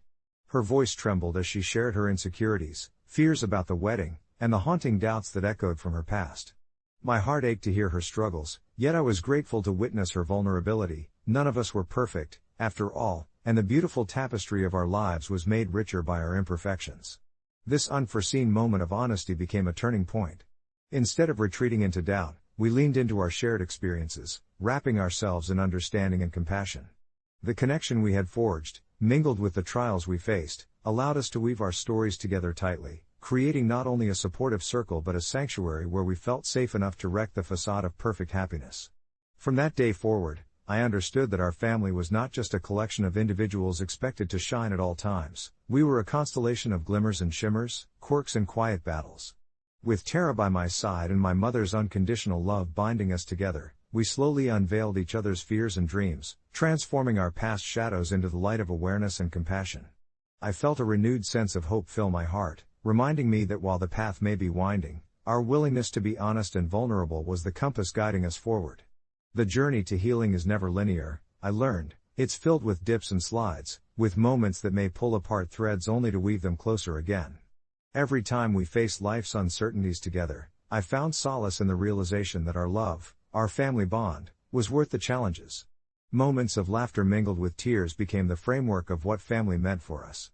As I reflected on our growth that night, an indelible thought struck me, echoing softly as I gradually drifted off to sleep. Even amidst the fragility of life, the strongest foundations are often built upon the honesty of shared experiences, nourishing the roots of love and friendship that grow resiliently with each passing moment. It was a chill evening on New Year's Eve, the kind that held the promise of frozen fingers and warm hearts, but all I could think about was the weight of last year's responsibilities hanging over me like an unwelcome storm cloud. I could hear my family laughing and cheering in the living room while I sat on the wooden steps just outside the house, the chill penetrating through my jeans as I watched the colorful lights twinkle against the night sky. My name is Sam, and for the past 3 years, I had become the designated driver every single holiday. I loved my family, no doubt, but as the laughter echoed in the background, I couldn't help but feel a mix of resentment and exhaustion building within me. The beer-soaked promises of one last wild night had turned into a repetitive ritual where everyone else got to indulge while I faded into the shadows, always the one stuck waiting to make sure the fun didn't drive anyone into a ditch. The irony stung, especially when sort of a family tradition drew me away from the joy of the occasion. I knew I wasn't the type to start trouble, but tonight felt different. It felt like I was suffocating under the weight of expectations, a weight I had carried alone for far too long. So as midnight approached and my siblings began their enthusiastic chants of "Let's hit the town," while simultaneously cracking open drinks like it was an Olympic sport, I made the choice to step back. I decided I wouldn't partake this year, wouldn't shove the corks back into their champagne bottles or preemptively decline the drinks proffered to me. Instead, I summoned the nerve to voice what had been festering in my heart, and I found my father first, his hair turning silver under the living room lights, his laugh resonating like the chime of a joyful bell. "Dad, I need to talk," I said, feeling the lump of anxiety building in my throat. The laughter died down momentarily, and a palpable shift in the atmosphere flickered. "I'm not going to be the designated driver tonight." My family looked at me as though I had declared war on New Year's itself. The disappointment in their eyes stung more than I had anticipated, and while they, of course, understood the role I had played in our new tradition, my refusal was met with confusion followed by rising irritation, not just from my siblings but even from the adults who had initially cheered for my sacrifice. I heard the murmurs growing louder. "What do you mean? It's just one night. And come on, Sam, don't ruin it for us," echoed all around. My heart sank deeper with every voice, and doubts began worming their way into my mind. Could I really be that selfish? Was I truly ruining something so beautiful that we had shared? It felt as if guilt was wrapping around me like a tight blanket, smothering any hope of relief I had briefly felt. But just as quickly as the waves of uncertainty crashed in, they receded slightly when I decided to lay down my own terms. I proposed that we could all celebrate at home, together, no bar, no drunken escapades, just the 5 of us playing games, laughing, and counting down to the new year in the comfort of our own space. My mother's pleading eyes softened as they met mine, and I saw that she understood my need for balance. After a brief but intense back and forth that fizzled into silence, they ultimately agreed, albeit reluctantly. As we set up for a night under the glow of fairy lights and the warmth of shared laughter, I felt lighter somehow, as if I had carved an opening in the dam of expectations that had held me captive. We settled down to play games, eating homemade snacks, and toasting with soda as if we were the most sophisticated group of partygoers. In those moments of laughter, it became painfully clear that I had not ruined New Year's Eve. Rather, I allowed the festivity to shift from an obligation to a genuine celebration of connection that had felt lost amidst the chaos of tradition. Midnight arrived, and we cheered as one. I found myself wishing this would become our new ritual instead of the frantic runs to the bar and the drunken chaos our nights had often turned into. Now, reflecting on that chaotic night, I realized this was not merely an act of defiance but a necessary step towards reclaiming my joy in the midst of expectations. Everyone called it the most memorable New Year they had experienced since childhood, and I smiled a little when I recalled the surprise and glee in their eyes. Still, A small knot of anxiety clung to me, eager to know if my stance had indeed bruised familial bonds or somehow deepened them in the quiet of our shared moments. It wasn't until I received a text from my brother a few weeks later, thanking me for that evening, that I finally exhaled. "We can always go out next year, but I'm glad you stood your ground. It's time we return to what really matters," he said. I know now that sometimes, to embrace soul-deep happiness, one has to willingly stand against the tide and carve out their own space, catching tranquility amidst the noise. After all, joy doesn't only lie in the indulgence of reckless abandon but in the laughter exchanged in simple moments with the people we love the most. As the snow began to melt, revealing patches of earth long hidden beneath the winter's blanket, I found myself reflecting on my brother's message more often than I expected. It was odd how something that had started as a tense confrontation about my role as the designated driver had blossomed into a deeper conversation about our family's values. I spent time thinking about the chaos of that New Year's Eve, the loud music, the clinking glasses full of champagne, and the hazy laughter that seemed to surround everyone but me. Although I had been holding the weight of bitterness for being left out while my family indulged, my brother's kind words encouraged me to let that go. Life carried on, as it tends to do. Spring teased us with its gentle warmth, coaxing the world back into color. Yet, a sense of calm lingered like a forgotten melody from the past, and I began to crave more of that simplicity, more of those genuine, heartwarming gatherings that felt like home. I started initiating these moments, hosting small get-togethers where laughter and conversation flowed freely. We played board games, cooked meals together, and relished in the joy that came from spending time as a family without the distractions of a raucous night out. One Saturday evening, I invited my family over for dinner, fully knowing my mother would undoubtedly bring her infamous baked ZT and my father would come armed with a bottle of red wine that had likely been aging since before I was born. As the familiar smells wafted through the air, I took a moment to appreciate how much it meant to have the people I loved gathered in one spot, free from the pressures of expectation or indulgence. We began to share stories about our lives, and it was during this gathering that I realized my younger sister hadn't been quite herself lately. While everyone chuckled uproariously at my dad's corny jokes, I watched her face, which carried a glimmer of sadness behind her smile. Later in the evening, I pulled her aside into the quiet of the kitchen while the others continued their merriment in the dining room. She looked at me hesitantly, and my heart sank. "Are you okay?" I asked, my voice soft and concerned. What unfolded was a tapestry of emotions, as she revealed worries about her own life decisions, feeling lost and pressured to keep up appearances. "I wish I could just be happy without feeling like I have to do what everyone expects," she confided, and in that moment, her words struck a chord deep within me. I wanted to tell her about the clarity I'd found since that tumultuous New Year's Eve, how it was okay to forge our unique paths in search of what genuine happiness felt like, but instead, I simply hugged her tightly. She seemed surprised, but after a moment, she melted into the embrace. As weeks continued to unravel, I saw my family transform, all of us nursing sprouted seeds of newfound understanding. Our gatherings morphed into mini rituals of love, no longer needing the chaos of parties or the allure of nightlife to find joy. We went on picnics at the local park, took day trips to the coast, and even set up a movie night under the stars in my backyard. Each time we gathered, unfiltered laughter echoed and the glimmers of hope rose in our hearts. Then, one evening, as the summer sun dipped below the horizon, bathing everything in amber light, my brother called me. "You know, I've been thinking," he said, his tone slightly hesitant, "I miss the way we used to celebrate the holidays without the stress." I hadn't expected that vulnerability from him, and it felt good to know that my stand held weight not just for myself, but for all of us. "Me too," I replied, a warmth spreading through my chest. "Let's promise each other that next New Year's, we create our own version of what celebration means to us, just us." As we spoke, I felt a bittersweet exhilaration. The new understanding among us transformed our previous traditions into something deeper, a rhythm that reflected who we had become rather than who we used to be.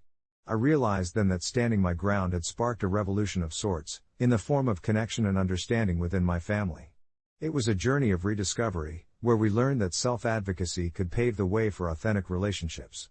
And as the next New Year's Eve approached, I no longer felt the heaviness of the past, rather, I carried a placid certainty that our celebration would be remembered for its simplicity rather than revelry, for its acceptance rather than pressure.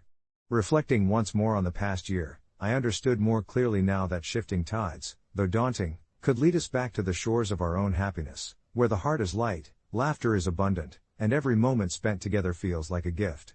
I smiled at the thought of it all. Sometimes, to catch tranquility amidst the noise, you simply have to be brave enough to carve your own path.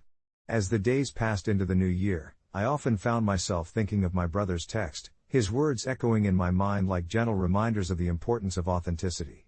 It was invigorating, really, to feel that I had been true to myself, allowing the roots of tradition to pull us closer rather than tear us apart. My family had always been like a tightly wound clock, each spinning hand representing a different personality, a distinct desire. But somewhere along the way, we had lost the harmony of a simple timepiece, opting instead for a dazzling but chaotic illusion of celebration. I found solace in knowing that I had helped reorient that clock just a little, allowing us to tick in rhythm once again. New Year's Day dawned brightly, the winter sun streaming through the frosted windows, painting the room in hues of gold. The warmth of family filled the air, laughter erupting as my nieces and nephews darted around, their tiny feet patting eagerly across the floors, picking up on a contagious energy that promised adventure in the mundane. We gathered around the table, a feast of comfort food laid before us, rich with the sense of roasted meats and home-baked breads, and that familiar twinge of nostalgia pulled me back to childhood. We shared stories, moments of joy, heartache, and past resolutions colliding in a beautiful mess of chatter and shared laughter. I felt a swell of gratitude watching my parents, their faces softened with age but animated with love, gleaming as they witnessed the whirl of activity. My mother glided in with a tray of desserts, her smile radiating warmth, and for a moment I was reminded of the countless New Year celebrations we had inadvertently sidelined for busier, more extravagant gatherings. Wandering through the gentle living room chatter, thumping music, and the intoxicating aroma of baked goods, I recalled the feeling of disillusionment I had once held about family gatherings. There was something so profoundly satisfying about stepping back and creating a quieter kind of connection, one untainted by expectations. We played board games that day, nothing elaborate, just the classics that brought a sense of familiarity and connection. I felt the worries of the past year melt away in those moments, absorbed in the simple joy of companionship, shared victories, and playful banter. My sister and I shared glances often, nodding knowingly, our hearts full as we recalled that fateful New Year's Eve of change. As evening drew near, and the sun sunk low, the golden light outside transformed into soft hues of lavender and indigo. I took a moment to step outside, breathing in the crisp air filled with the scents of pine and freshly fallen snow. I stood quietly on the porch, letting the chill wrap around me. From where I stood, I could hear laughter bouncing off the walls of our home, the sound resonating like music through the night. In that serene moment, I pondered how the world outside felt cold and chaotic, yet within the walls, everything was warm, safe, and messy, real. As I reflected on my decision from that previous New Year's Eve, I realized it wasn't about refusing fun or indulging in dullness, it was about saying yes to connection over chaos, love over obligations. I had discovered a new definition of joy. When I finally stepped back inside, the raucous laughter enveloped me like a long-lost friend. My heart soared as my brother rushed over to claim his turn at the board game, and I noticed the unspoken unity that hung in the air around us, an evolution from past mistakes into something beautifully different. As midnight approached, we all gathered, ready to face the upcoming decade together, a family again in tune with one another. When the clock struck 12, we exchanged hugs, whispered wishes for the year ahead, and breathed together in the promise of what was to come. There, surrounded by the echoes of laughter and the warmth of shared hearts, I understood that the path I chose had not just changed my journey but had rekindled a bond that was stronger and more assertive than ever, reminding me that sometimes, the bravest thing we can do is to embrace the ordinary. The richness of those moments would remain, timeless and golden, echoing softly in the chambers of our hearts. Confession: I am so desperate to be seen naked, so I go to saunas. It feels strange to admit this, but it's the truth that's been burrowing itself deeper into my mind with each passing day. I grew up feeling invisible, always blending into the wallpaper of my life, and as I moved into adulthood, that sense of anonymity settled uncomfortably within me. I work in a corporate office where everyone wears the same bland suits, and despite my attempts to connect with my coworkers, I often feel like a ghost, drifting through the hallways unnoticed.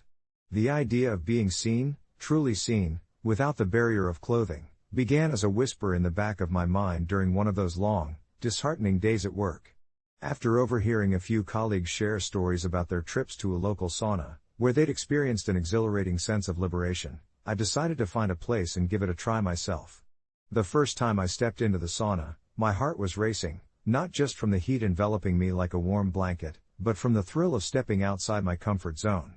I had chosen the hour when it's typically quieter, just me and the relief of the steam filling the space, the sound of water softly bubbling in the corner. I cautiously peeled off my towel, each moment feeling like a revelation, as I sat there, the heat seeping into my skin, electrifying my senses. With my eyes closed, I could almost believe I was invisible, like a part of the soothing steam that wrapped around me. The first few visits were largely uneventful, just contemplative time alone in a shared space, but it soon became clear to me that there was tension brewing underneath my seemingly innocent nudity. I realized that what I truly craved was not just the warmth of the sauna but the comfort of being openly vulnerable, stripped of societal expectations and judgments. I watched individuals come and go, their conversations floating around me, laughter spilling over easily, creating an inviting atmosphere that I had never felt before in my corporate life. Then came the turning point, an unexpected encounter with a woman named Elena.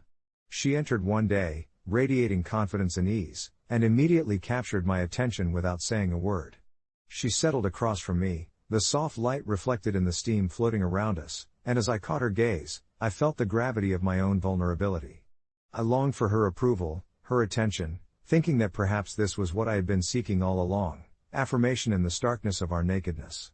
We shared some small talk, the pleasantries of strangers slowly blossoming into something more intimate over the weeks. With each conversation, I found myself more drawn to her, but also more terrified of the vulnerability I was exposing. My thoughts spiraled, wondering if she saw me as I wished to be seen or simply another body in the steam. The emotional swell of confusion and desire became exhausting. I enjoyed our chats deeply, yet held the shame of my intentions just under the surface, pondering if I was chasing this connection or merely hiding behind my longing for attention. As the weeks rolled on, I noticed that every visit became a mix of dread and excitement. My chest would tighten as I approached the sauna entrance, the prospect of encountering Elena twisting my insides like the steam swirling around me. On one particularly humid afternoon, I took my place beside her, the air charged with unsaid words and unacknowledged feelings, our bodies so close yet worlds apart. There was a fragility in the air, and it struck me then, how desperately I craved to leave my mark on this life, to be more than a nameless figure fading into the background.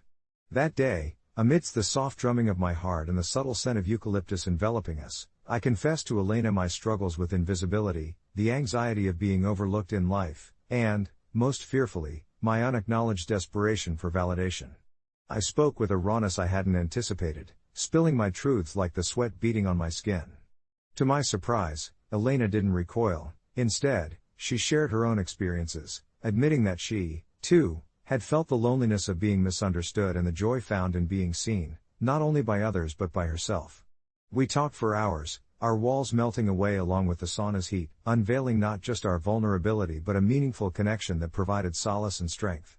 In retrospect, I realized that it was never about the nakedness or the sauna itself, it was about the courage to be seen, truly seen, and for once in my life, I felt a spark of clarity. I found freedom in vulnerability, and the comforting notion that seeking connection, while fraught with uncertainty, can yield the most extraordinary transformations. In the days that followed, my visits became less about mere exposure and more about self-acceptance and the burgeoning friendship I had with Elena. No longer was I the desperate individual solely yearning for attention, rather, I embraced my intersectionality of longing and companionship. We continued to meet, spending lazy afternoons wrapped in the comfort of our thoughts, but now, it infused with laughter and a shared understanding. The sauna, once a symbol of my vulnerabilities, had transformed into a sacred space of connection and healing. Update: a few months have passed since those revealing confessions in that steamy sanctuary, and I'm happy to report that Elena and I have grown much closer. We even explored the possibility of a romantic relationship, stepping into a world where intimacy flourishes and being seen is an everyday luxury rather than a rare obligation. I'm still learning to embrace my nakedness, not only in the physical sense but emotionally as well, and I find solace knowing that opening myself up to someone else has yielded greater rewards than I initially sought.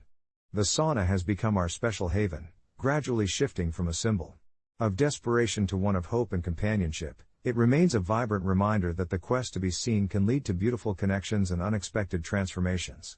Looking back over the last few months, I realize how far I've come, how those tense moments spent alone in the sauna have morphed into shared laughter and gentle conversations that flow like the steam that envelops us. Marcus, my newfound companion in this intimate journey, has changed the way I perceive not only my own nakedness but also the vulnerability that comes with allowing someone else into those raw spaces of my life.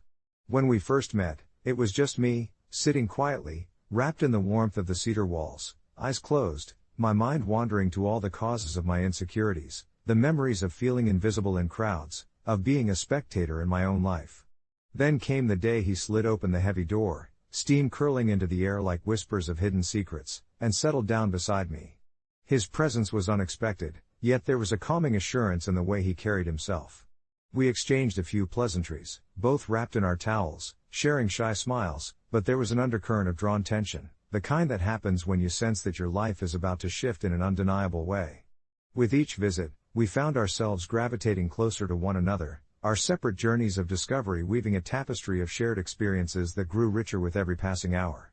As the weeks passed, our conversations developed from nervous giggles and banalities into deeper discussions about life, dreams, and fears. I learned that Marcus, too, had been seeking liberation, that he had spent years suffocated by the expectations of others, the weight of carefully constructed facades. Our private sanctuary became a place where the disrobing of clothes was merely the beginning. It was in shedding our emotional armor, the layers of pretense, that we truly began to flourish. In the gentle heat of the sauna, we learned to respect each other's boundaries, to explore the outlines of our souls without rushing into intimacy, allowing the space for trust to develop at its own pace. Once, after a particularly profound conversation, when I spoke about my childhood struggles, Marcus took my hand in his and squeezed it gently, a simple gesture that conveyed understanding more profoundly than words ever could. In those moments, I realized that the desperation I once felt to be seen merely stripped away layers of armor. What I truly craved was connection, understanding, and love in its purest forms. It was during a twilight evening at the sauna, the world outside fading into a whisper of cool air contrasted against the steamy warmth inside, that everything shifted. Surrounded by the musky scent of eucalyptus and soft flickering light, we made a pact, not just for the two of us but also to continue this newfound exploration with others. The brave act of being naked in front of one another became a metaphor for the kind of vulnerability and openness we wanted to cultivate not only in our growing affection but in our interactions with the outside world.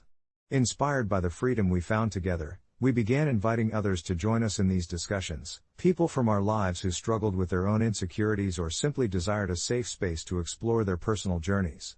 Little by little, our sauna transformed from a place of self-sought desperation into a community of sincerity, growth, and acceptance. As we gathered more often, the sound of laughter, shared stories, and the comfort of bare skin against warm wood turned our sanctuary into a fragrant blend of healing and camaraderie. It was intoxicating, watching as people uncovered themselves, both in body and spirit, fighting the urge to conform to societal standards. And within this newly formed tribe, I felt strength swell within me. Each person who walked through the door reinforced my belief that every struggle to be seen, to be understood, was an essential step on the path toward authentic relationships.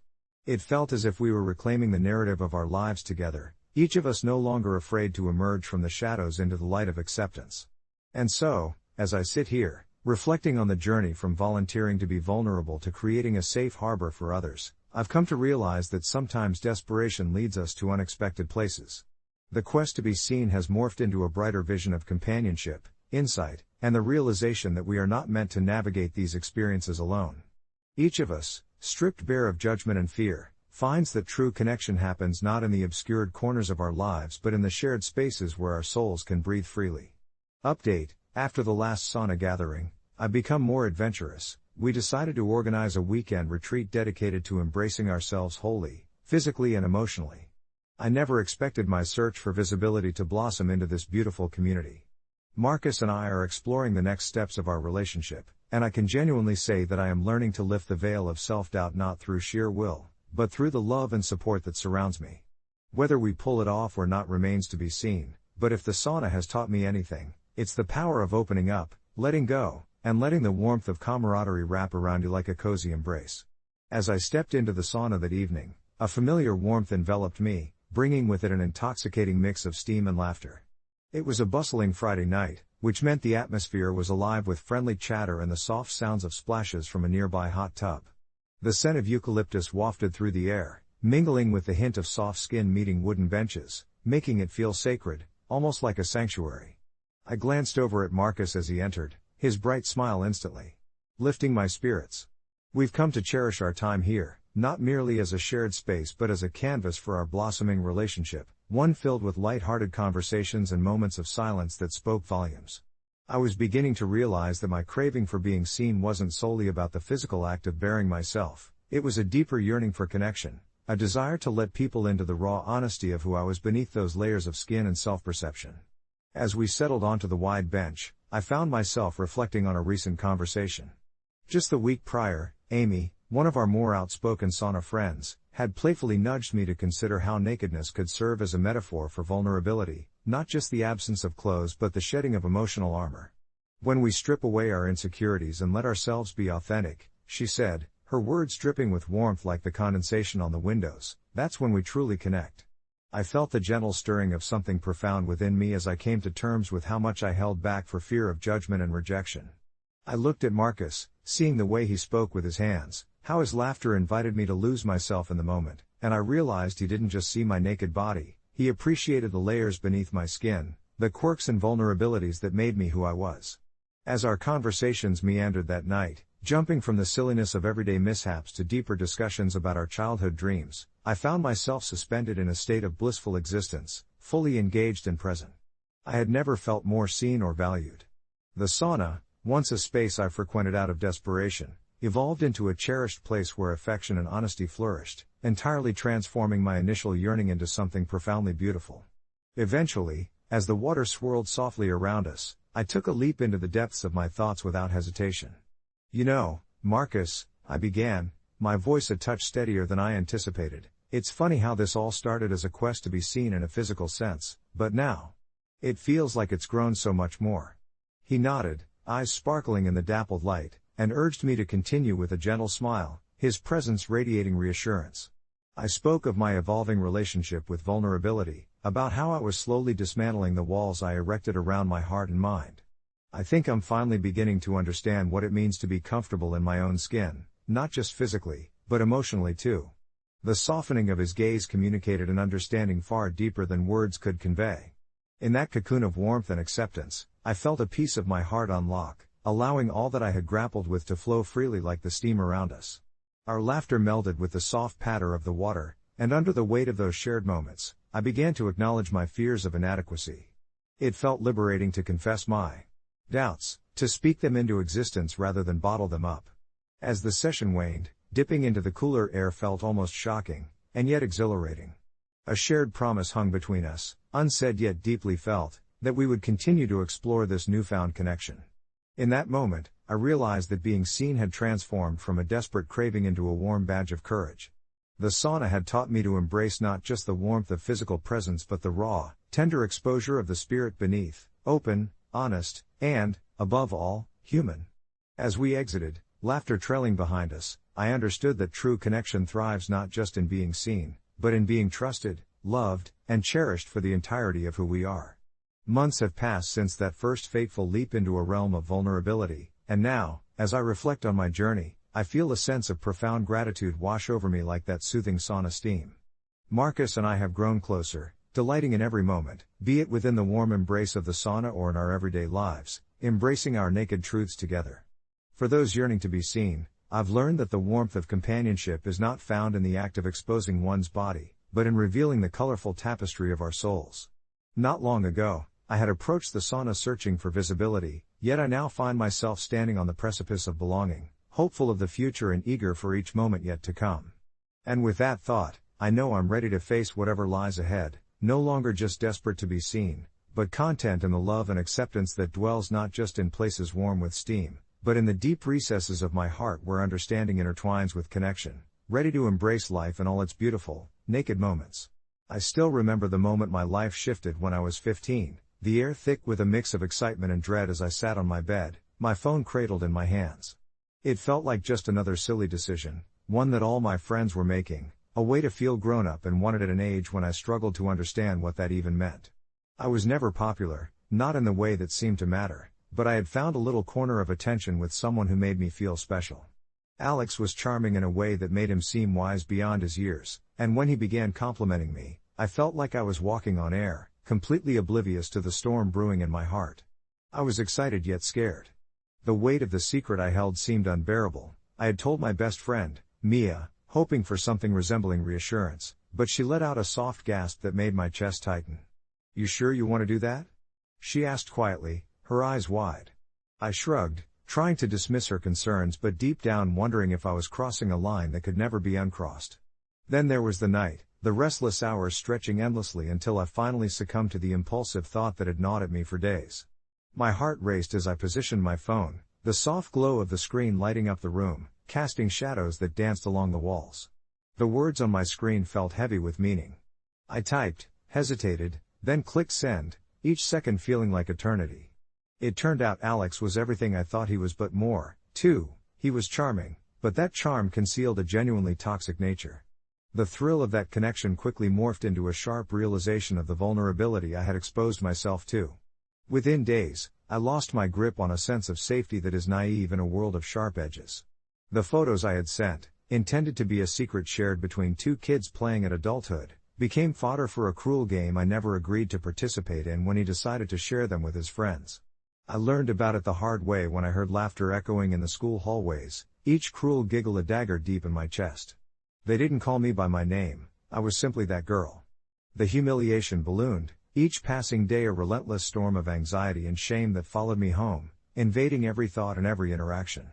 I'd lock myself in the bathroom, staring at the reflection of someone who felt like a stranger, questioning how I could have made such a grave error in judgment. The betrayal cut deeper than the ridicule, a twisted urge to make everyone understand that I was just a kid, lost in the whirlpool of teenage insecurities yet so desperate for validation. As the weeks faded into months, I became a ghost in my own life, a faceless figure drifting through a crowd that once felt like home. I wish I could say that I found a way to reclaim my narrative, that I could fight back and tell Alex exactly how he had wronged me, but silence was my only armor, a shield against the resurgence of hurt. Miraculously, things began to shift. I sought the unwavering comfort from Mia. She gently held my hand through the worst of it, her support a reminder that there were still people who saw me as I was and not as a caricature of someone's cruelty. The heart-wrenching experience drew some of my former friends closer while severing ties with daylight friendships that had dulled in their sincerity. Through Mia and other steadfast souls, I found resilience, learned how to vocalize my hurt, and little by little, the bravery burrowed deep within me began to bloom outwardly.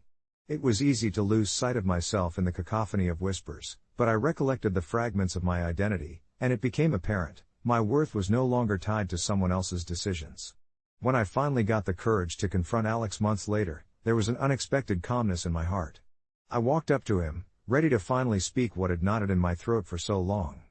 I told him how he had diminished my world, how I had trusted him and how he betrayed that trust in the most irrevocable way.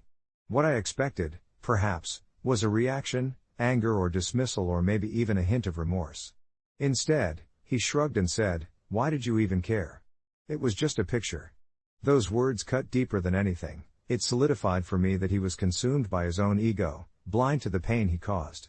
In contrast, I experienced the bittersweet release of standing firm, of confronting my past, and ultimately letting go. It was there and then that I understood, through those harrowing months, I had learned for myself what real strength looked like. Looking back now, as an adult, I find myself grappling with that scarred chapter of my youth, considering it a cautionary tale rather than a source of shame. I began to share my story in platforms where others might find a reflection of healing in it. I created a small forum where young people could talk about the pressures they face, harnessing pain to build resilience and community.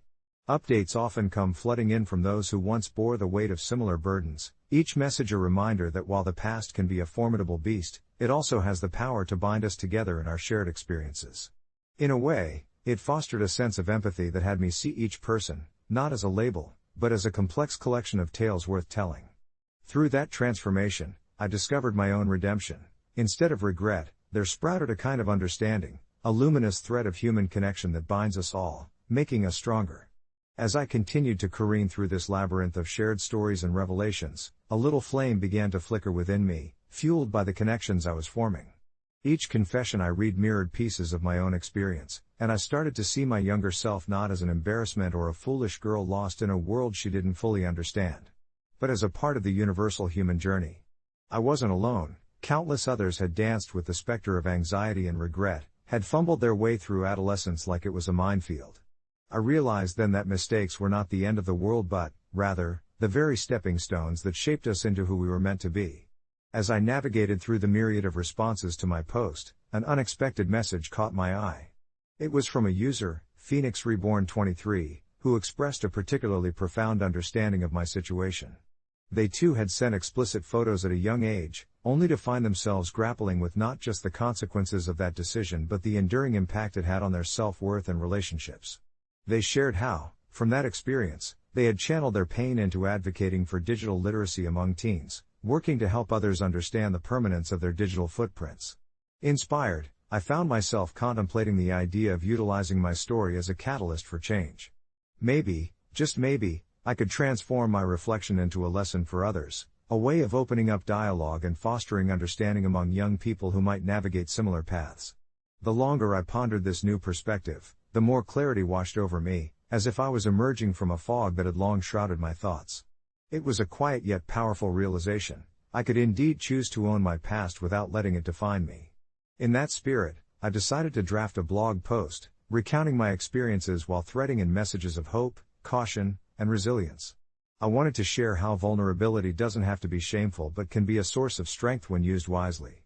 As I typed away one evening, anxiety prickled at my spine, but I pressed on, my heart racing with determination. Finally, after countless revisions and heartfelt reflections, I clicked publish. The responses poured in, brimming with appreciation and encouragement. It felt like some unseen chains were dismantling with each word I shared, liberating me from the shadows that had lingered over my youth. This newfound journey became about transformation, not destruction, and with each interaction, I felt that flame within me grow stronger. Months passed, and while my past never quite faded from my mind, it transformed into a reminder that my narrative was not one of isolation but of resilience. I continued to connect with others, exchanging stories of survival and strength, and seeing how they bore their own scars with grace. As I ventured into this new chapter of my life, I discovered that sharing my truths didn't just heal me, but it helped others to heal as well. Together, we forged an unspoken pact. It was okay to be imperfect, and in our collective vulnerability lay the seeds of hope, waiting to blossom into understanding. One evening, as the sun painted the sky in hues of lavender and gold, I received a message from Phoenix Reborn 23 again. This time, they had organized a small local meetup focused on sharing personal stories related to social media and its impact on young lives. They invited me to speak, to share not just about my past but about the redemption I had found. Nervous yet exhilarated, I accepted the invitation. Standing in front of that crowd, surrounded by eager faces, I recalled the girl I had once been, the girl who found herself lost in digital shadows. But as I opened my mouth to speak, the weight of that moment turned into wings, lifting me as I shared my story. The room listened intently, and as I recounted the painful lessons, I could see understanding spread amongst them like warm sunshine. In that instant, I didn't just see hopeful futures glimmering before them, I saw the threads of connection that had been woven through vulnerability, reminding us all that our pasts might hold burdens, but they also hold the shimmering possibility of growth and reconnection. And as I stepped down from the stage, the applause enveloped me, not just in approval but in acceptance of my journey, and I smiled, knowing that I had triumphed not only over my regrets but also over the darkness that once overshadowed my youth. As I left the stage, a strange calm washed over me, so different from the turmoil that had once lived in my heart. The bright lights and the thundering applause faded into a comfortable haze as I stepped backstage, where shadows mingled with muted colors and the expressions of fellow participants mirrored the kaleidoscope of emotions swirling within me. I was enveloped in a blend of nervous energy and newfound clarity, heralding a moment of connection that not long ago had felt impossible. A young woman with piercing blue eyes approached me. She was about my age, perhaps a year or two older, her face etched with lines of concern that spoke volumes. "I just wanted to say thank you," she said, her voice barely above a whisper. "Your story reminded me that I'm not alone in this." I felt a rush of warmth at her words. I had managed to reach out and touch someone else's pain through my own confession. The conversations that followed were like droplets of rain nourishing parched ground. Each person shared their stories, their regrets, and together we were creating a tapestry of shared experience, passing strength from one to another like a warm embrace. There was Marcus, who had foolishly lashed out online, only to find out years later that those impulsive words had deeply scarred another. He spoke of his journey toward understanding that our digital footprints leave imprints on souls, not just on screens. Then there was Sarah, who had experienced betrayal by a close friend when she shared private messages. She bore her shame openly, wielding it as a gift-like armor that now shielded her from future heartaches while also allowing her to empathize with those who falter. With every confession, I wrote these moments in my heart, storing them away like precious trinkets that shimmered with potential healing. I finally found a moment of solitude, stepping outside into the crisp evening air that enveloped me like a soothing balm. The night sky twinkled overhead, stars spread like scattered thoughts across an expansive canvas, whispering promises of endless possibilities. I closed my eyes, letting the cool breeze wash over me, feeling both a sense of closure and the stirrings of a new beginning. Somewhere down that path, I hope to build a charity aimed at helping young people navigate their struggles with self-image and impulsive decisions, to hold workshops that foster candid, open dialogues. But first, I needed to process this experience, to allow its lessons to settle deep within my bones. I picked up my phone and started to type a post for that very community that had cradled my vulnerable heart. "Let me share an unexpected awakening," I wrote, pouring out the details of the evening. I felt the gentle flow of motivation guiding me, the urge to reach out and uplift others crowding every corner of my mind. Days turned into weeks, and my original post, a simple confession of regret, had blossomed into something greater. The supportive comments poured in, each one carefully weaving a new strand into our collective story. People began to share their own moments of vulnerability, conversations sparked around family, friendships, and our digital existences. I responded to each, imparting little nuggets of wisdom, interlacing my experiences with theirs, and the ripple effects were profound. Months later, when I finally launched my nonprofit organization, I stood on the stage once more. The auditorium was filled with young faces, worried yet eager. It was during that opening speech that I realized my journey had transformed. I was no longer merely a storyteller sharing cobwebbed regret. Instead, I was a fellow traveler guiding others toward understanding, the notion that while darkness can often cloud our paths, it is also the very essence of our shared humanity that lights our way. With shared laughter and the audible exhalation of those who had felt the weight of judgment, that day became a celebration of resilience, for every timid youth sitting in the audience represented a life ready to reclaim their narrative, just like I had done. And as I concluded my speech, I felt the tether that united us all, a bond kindled by simple, honest confessions, softening the sharp edges of our histories while propelling us toward luminous futures brimming with possibility and hope.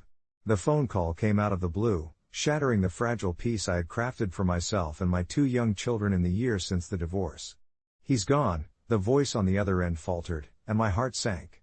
It was from a mutual friend, one of the few remaining ties to a man who had once been my partner before life took us down vastly different paths.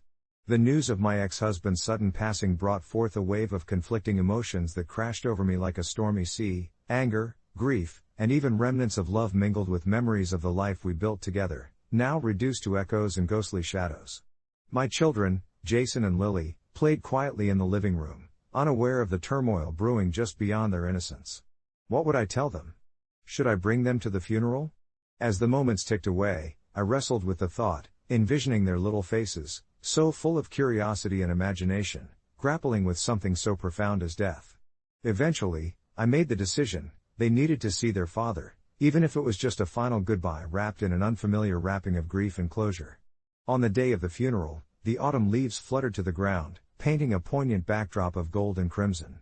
The church, its steeple rising into the gray sky, seemed to absorb the sorrow unfolding within its walls. I held both of their small hands as we walked through the heavy wooden doors, the hushed murmurs of relatives and friends swirling around us like fog.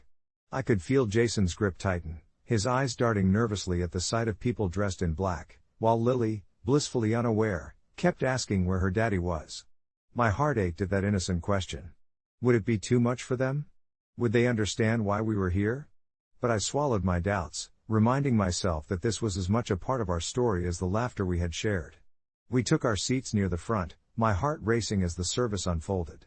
Each word felt like a weighted stone dropping into the pit of my stomach. Echoes of memories, both painful and beautiful, reverberated in my mind, weaving a tapestry of our shared past. The moment we stood to say our final goodbyes, it became harder. Jason leaned against me, his small shoulders shaking with suppressed emotions, while Lily reached up, eyes wide and confused, asking in a hushed voice why everyone was crying. I knelt beside her, trying to explain, but my voice caught in my throat as I remembered the last time he had held her. In that frail, intimate moment, I was struck by a pang of guilt. Was I cross-building grief for my daughters? Or was this a brave moment for them, an opportunity to learn about loss and love in its most raw form? As we placed flowers on the casket, the scent mixing with the damp air, I felt a blend of sorrow and relief. Through the pain, I saw a flicker of resilience in their eyes, a silent acknowledgement that we had each other, bonded by our grief but steadfast against the storms beyond. The funeral was a long-awaited clarity, an intricate knot being untied slowly but surely, and I couldn't help but feel a sense of closure. When it was done, and we stepped outside, the sun broke through the heavy clouds, casting a warm glow on our faces like a quiet blessing. As we drove home, the atmosphere in the car felt strangely lighter despite the weight of the day's events. I glanced in the rearview mirror, seeing my kids fall asleep, heads leaning against each other without a care in the world. A soft hum of a lullaby from the radio melded perfectly with their gentle breathing, and I couldn't shake the feeling that perhaps I had done the right thing. I knew that the question would linger in the shadows of my mind, am I the asshole for taking them to their dad's funeral? But at that moment, I felt the weight of the world lift just a little, enough to know that perhaps this was a pivotal moment for all of us. When we got home, I tucked them into bed, kissed their foreheads, and closed their door lightly. In the quiet of the night, I reflected on our journey and the love that continued to bind us, even amid chaos. Maybe in sharing that last goodbye with their father, I taught them more about life and love than I could have anticipated. A few months later, after grappling with the grief and growing even closer as a family, I received a message from my ex-husband's sister, expressing gratitude for bringing the children to the funeral. She had shared how seeing Jason and Lily, alive and full of spirit, reminded everyone of the kindness he had in life even after the rocky years of our separation. It surprised me how much that acknowledgement lifted my spirits. And as I sat under the evening sky, watching the stars blink to life, I finally felt at peace with my decision. Through heartbreak, we had found a new, albeit different, strength, and I had come to realize that even in death, there are lessons of love we could carry forward. In the days following the funeral, I found myself reflecting on the lessons we had extracted from such a heavy experience. The gray clouds still lingered, but they had dulled, and the sun had begun to peek through them, offering a tender warmth I hadn't felt in months. Jason and Lily seemed lighter, too, their laughter echoing through our home like notes of a sweet melody that I had forgotten existed. We often held impromptu dance parties in our living room, twirling around to songs we'd collectively chosen, diving into that blissful state where worries melted away. It was during one of these dance-offs that I looked down to see their wide, carefree grins mirrored in my own, and at that moment, I realized how profoundly their father's passing had transformed our lives. What I had originally feared would unravel the fragile stitchwork of our family, his absence, was, against all odds, stitching us closer together. I thought of the days when I would speak about Jason, carefully, navigating the minefield of memories. I never belittled the complexities of our past, but as we revisited those moments, his laugh during movie nights, his ridiculous attempts at cooking, I saw my kids embrace their father's humanity. They were mourning him, but they were also celebrating the colorful imprints he had left behind. It was a complicated tapestry of memories, threaded with both pain and joy, and we were weaving it tighter each time we shared those tales. One evening, while tucking them into bed, Lily, with her big brown eyes twinkling like stars, asked if we could make a memory jar.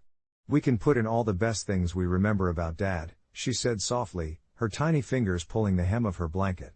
Jason nodded, his brow furrowed in thought, thinking of the happiest moments he could find. We grabbed an assortment of markers, colorful paper, and a simple glass jar I had kept on a shelf, dusting it off like a forgotten treasure. Night after night, we would write little stories, favorite moments, even sporadic thoughts that seemed to flash from the corners of their minds, each one a colorful reflection of their father. It felt cathartic, as though by encapsulating those memories, we were holding on to him in a way that wouldn't let go as time moved forward. Yet, there was still a lingering uncertainty in my heart. Even with the sense of community that filled my surroundings, I feared judgment. Did I make the right choice about the funeral? On an increasingly quiet evening, I found myself scrolling through social media, the old posts, the funeral photos, comments of sympathy interspersed with shared memories. Yet there it was, the muffled sting of one comment that caught my eye and twisted in my gut: why on earth would you bring the kids to their father's funeral? I swallowed hard, contemplating the bluntness of it. Did I really make a grave mistake by honoring a man they had known as their father? Poking at that old wound opened up a familiar cascade of guilt. The anger crept in, too. It was unfair to project their feelings onto me. I had tried my best. As I flipped through the comments, I stumbled upon a thoughtful reply that shifted my perspective. Maybe it was a lesson in love for them, not an act of cruelty. Feeling the heaviness lift slightly, I realized I wasn't alone in this. So many parents face judgment, and for each of those harsh voices echoing in my mind, there were countless parents who had found their own way, each soldiering through their challenges, fighting battles of their own, learning to let love guide them. I closed my phone with a newfound determination and focused instead on my children who were now deep asleep, the reassuring sound of their breaths filling the room like a comforting lullaby. Weeks passed and our little family developed a new rhythm. I sometimes still encountered sporadic judgment, especially within our small town, like when I would run into familiar faces at the grocery store. Each smiled. Nod felt loaded. Sometimes, people would make small talk about the weather, while others would simply look down, avoiding eye contact altogether. Those moments were filled with undertones of unspoken words, yet they began to bother me less. I remembered why I had made the choice to bring Jason and Lily to that funeral. It was about remembering, celebrating, and finding closure, the very things we were doing in our memory jar. One day, as we were placing a new handwritten memory into the jar, a ticket stub from a concert we had attended, it struck me how much healing was packed into those tiny slips of paper. They were seeds, really, nurturing new perspectives and fostering an understanding of our past. It had opened the door to conversations about life, love, and everything in between. I knew then that whatever anyone else might say, I was right where I needed to be.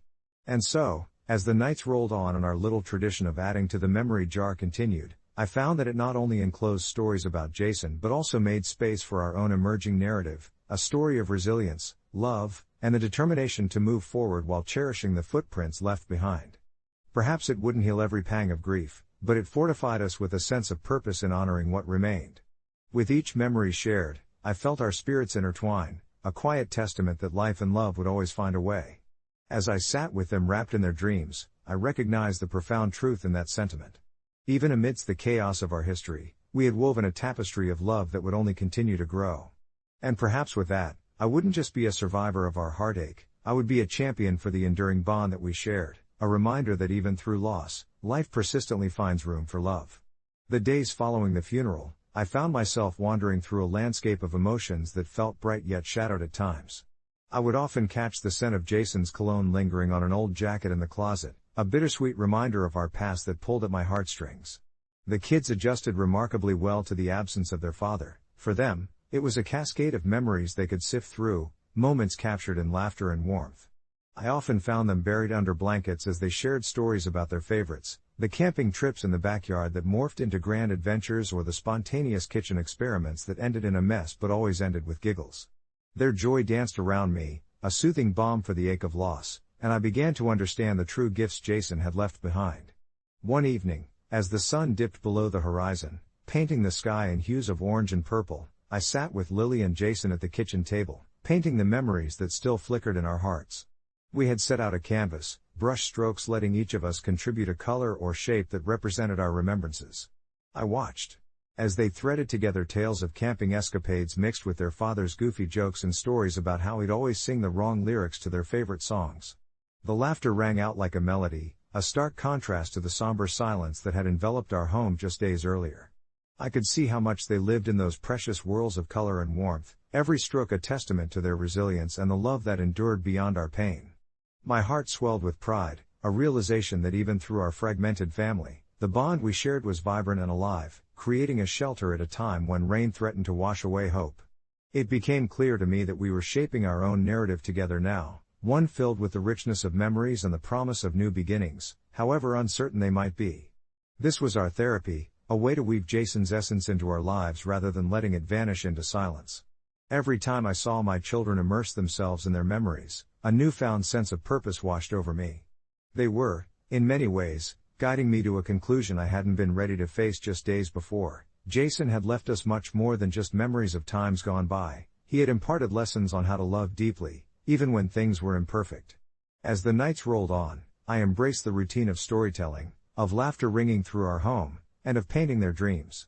I shared with them how loss could transform into appreciation, encouraging them to always look at the silver lining, however faint it may seem on some days. Our conversations turned from sorrow to dreams of the future, filled with wild wishes and hopes that danced in their eyes. It was in moments like these that I found clarity. The past, however tumultuous, shaped not just our pain but also our resilience and our ability to pivot, to adapt, and to rise anew. One night, tucking Lily into bed after another day of reminiscing and laughter, she looked up at me, her eyes shimmering with understanding far beyond her years. "Mom," she whispered, "maybe Daddy just wanted us to be happy. Maybe that's why he wanted us to remember the fun times and not the sad ones." Tears welled in my eyes, but they weren't tears of sorrow, they were tears of ageless wisdom being passed down, both a reflection of her father's love and her own burgeoning understanding of life. "You're right, sweetheart," I replied, pulling her close. "He wanted us to be happy, and we can honor him by living fully." As I kissed my children goodnight, a warm sense of acceptance enveloped me. I realized that Jason's death could be the end of a chapter, but it wouldn't be the end of our story. As weeks turned into months, I noticed more than just a glimmer of hope trying to burst forth in our lives. The kids began to smile more freely, and in quiet moments, they'd share funny stories about a dad who would come home with silly toys or initiate awkward dance-offs in the living room. Moments I never fully appreciated while he was there. Together we began acknowledging our pain without letting it govern our lives. Over time, I found myself at the edge of true healing, discovering that while life could be harsh, it was also beautiful, and it was our responsibility to keep it alive, to fuel it with laughter, love, and warmth. In a strange twist of fate, I became a tribute bearer of Jason's heart. And just as summer began to yield to the cool whispers of fall, I noticed an unexpected lightness in my step. It struck me one chilly evening as we roasted marshmallows in the backyard, the laughter, the camaraderie we had built, the jokes shared, this was what Jason would have wanted. We were not defining our lives by our loss, rather, we were embracing it as part of our complex tapestry. When the stars shone brightly that night, I felt the words of my children touching the strands of my heart. "Let's do this every week," Jason exclaimed as he handed me his s'more creation. "He'd definitely want us to enjoy the fun stuff." I smiled, realizing that through our journey, we would forever carry the essence of our shared past with us, not as a burden, but as a beacon, guiding us toward a future filled with love, laughter, and endless possibilities. And so, we molded a new memory each week under the stars, stitching Jason into the fabric of our lives more beautifully than I ever thought possible. Months later, as I reflected on our journey, I felt a profound sense of gratitude shape my being. Life, I concluded, like love, is an evolving narrative, an intricate dance of letting go and holding on. A few friends had reached out tentatively since the funeral, offering their condolences while hesitantly questioning my choices, but I found comfort and pride in my decision to bring the kids. It solidified our legacy and illustrated to my children the importance of accepting life's dual nature, both its joys and sorrows.